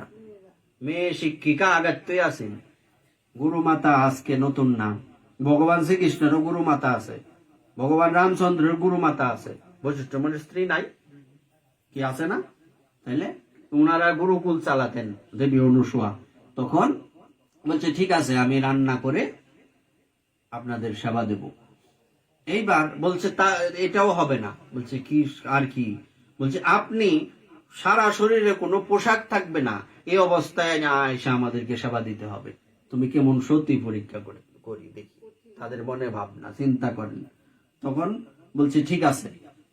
ওনারা বুঝতে বাকি রয়েছে না যে এটা এরা কোনো সাধারণ মানুষ হইতে পারে না। ঠিক আছে। তখন উনি বলছেন, হ্যাঁ, আমি যদি এই সতী নারী হয়ে থাকি, তাইলে এই তোমরাও ছোট বাচ্চা হয়ে যাবে। হ্যাঁ, তখন কারণ এই ছোট বাচ্চার কাছে শরীরে কাপড় থাকলেই কি না থাকলেই কি, কিন্তু একজন সতী নারী তো পর পুরুষের কাছে এইভাবে আসতে পারে না। আসতে পারে? তখন উনি কি করলেন? উনি তখন এই ওনার চুল এত বড় ছিল, বিশাল বড় চুল, অন্ত চুল কাটতে ফেলাইতে না অলক্ষী দিয়ে। হ্যাঁ, তো চুল এত বড় ছিল, এটি তো অলক্ষী, চুল কাটতে ফেলাই দেয়। চুলের মধ্যে সমস্ত দেব দেবীর বাস। ফাওয়া পড়ছে দেখে তো বেটি রক্ষা পাইছে, এটা শুনো। তখন এই উনি এমন ভাবে চুল দিয়ে নিজের শরীরটাকে ঢেকে নিলেন। চুলটা তো আমার দেহেরই অংশ, তো ওনার আর শরীরের কোনো অংশ দেখা যায় না। বুঝতে পারছো বিষয়টা? কারণ বলছে কোনো কাপড় থাকতে পারবে না, চুল তো আমার বাইরের অংশ না, শরীরের অংশ। তখন উনি এইভাবে আসছেন এবং ওনাদেরকে এই সেবা দিলেন। দেওয়ার সাথে সাথে মূলত বলা হয়েছিল যে আপনি আপনার স্তন দুগ্ধ আমরা পান করব। চিন্তা করেন তো, স্তন দুগ্ধ কারা পান করে? বাচ্চারা। যদি আমি সতী হয়ে থাকি, এবার উনি চোখ বন্ধ করে বলছেন, যদি আমি সতী হয়ে থাকি তাইলে এরা কারা আমার যাতে চোখকে বাসে। তখন চোখ বন্ধ করে দেখছে যারা ত্রিদেব। সতী নারীর কত শক্তি, ভগবানও নিজের লুকায় রাখতে পারে না। তখন উনি দেখে বুঝলেন, আচ্ছা। তখন তো উনি বললেন যে যদি, কারণ দুগ্ধ পান করে বাচ্চারা, তখন এরা মুহূর্তের মধ্যে বাচ্চা হয়ে গেছে এবং দুগ্ধ পান করাইছে। এবং এই এরা তিনজন তো আয়সা আটকা পড়ছে।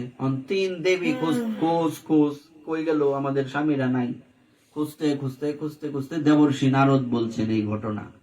উনি তো সব জানে খবরই। উনি বলছেন এই ঘটনা দেবী অনুসয়া বাইন্দা রাখছে। যেহেতু বাইন্দা রাখায় তিনটা, উনি গুরুকুল সালা এদিক দা তিনটা ঝুলনের মধ্যে বাইন্দা, মাঝে মধ্যে খাবার খাওয়ান দে, দুধও খাওয়া, আবার খেলায় পাল্টাছে।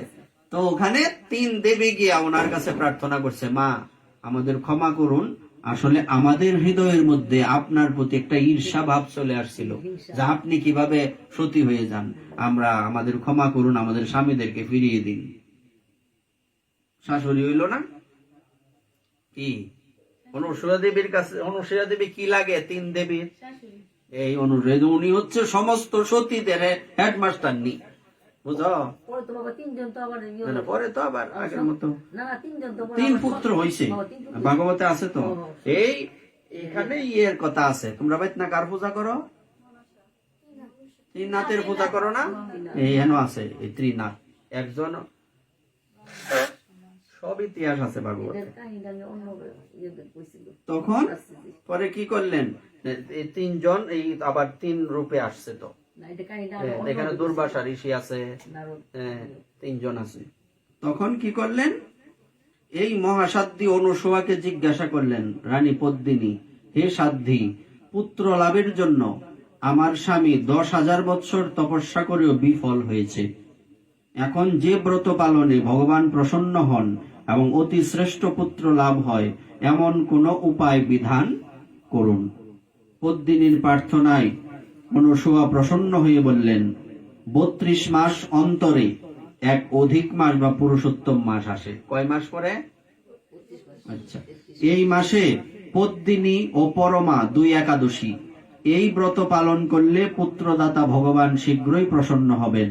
অনুসূয়ার নির্দেশে পদ্মিনী পরম শ্রদ্ধায় এই একাদশী ব্রত পালন করলেন। সেই ব্রতে সন্তুষ্ট হয়ে স্বয়ং ভগবান গরুর বাহনে আরোহণ করে পদ্মিনীর সম্মুখে উপস্থিত হলেন। গরুরের পৃষ্ঠে আরোহণ করে ভগবান বিষ্ণু উপস্থিত হলেন। ভগবান বললেন, হে ভদ্রে, আমি প্রসন্ন হয়েছি। পুরুষোত্তম মাসের সমান কোন মাস আমার প্রিয় নয়।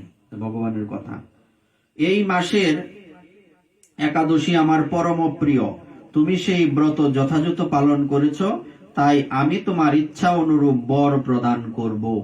ভগবানের স্তব করে রানী বললেন, হে ভগবান, আমার স্বামীকে আপনি বরদান করুন। ভগবান তখন রাজার কাছে এসে বললেন, হে রাজেন্দ্র, আপনার অভিলষিত বর প্রার্থনা করুন। মহানন্দে রাজা বললেন, হে জগৎপতি মধুসূদন, দেবতা, মানুষ, নাগ, দৈত্য, রাক্ষসাদি কেউ তাকে পরাজিত করতে পারবে না, এমন পুত্র আমি প্রার্থনা করি। রাজার প্রার্থনা অনুসারে বরদান করে ভগবান অন্তর্হিত হলেন। রাজা পত্নী সহ নগরে ফিরে এলেন। যথাসময়ে রানী পদ্মিনীর গর্ভে মহাবলশালী এক পুত্রের জন্ম হয়। মহারাজ কৃতবীর্য পুত্রের নাম রাখলেন কার্তবীর্য। ত্রিলোকে তার সমান কোনো বীর ছিল না, তাই দশানন রাবণ যুদ্ধে তার কাছে পরাজিত হয়েছিলেন। শ্রীকৃষ্ণ বললেন, হে মহারাজ, এই ব্রত যিনি পালন করবেন তিনি ভগবান শ্রীহরির শ্রীপাদপদ্মে অহৈতুকী ভক্তি লাভ করবেন। শ্রীকৃষ্ণের উপদেশে ধর্মরাজ সপরিবারে এই একাদশী ব্রত পালন করেন। যিনি এই ব্রত মাহাত্ম্য পাঠ ও শ্রবণ করেন তিনি বহু পুণ্য লাভ করেন। জয় জয় শ্রী রাধে নিতাই গৌর হরি বল। এবার আপনারা বলেন।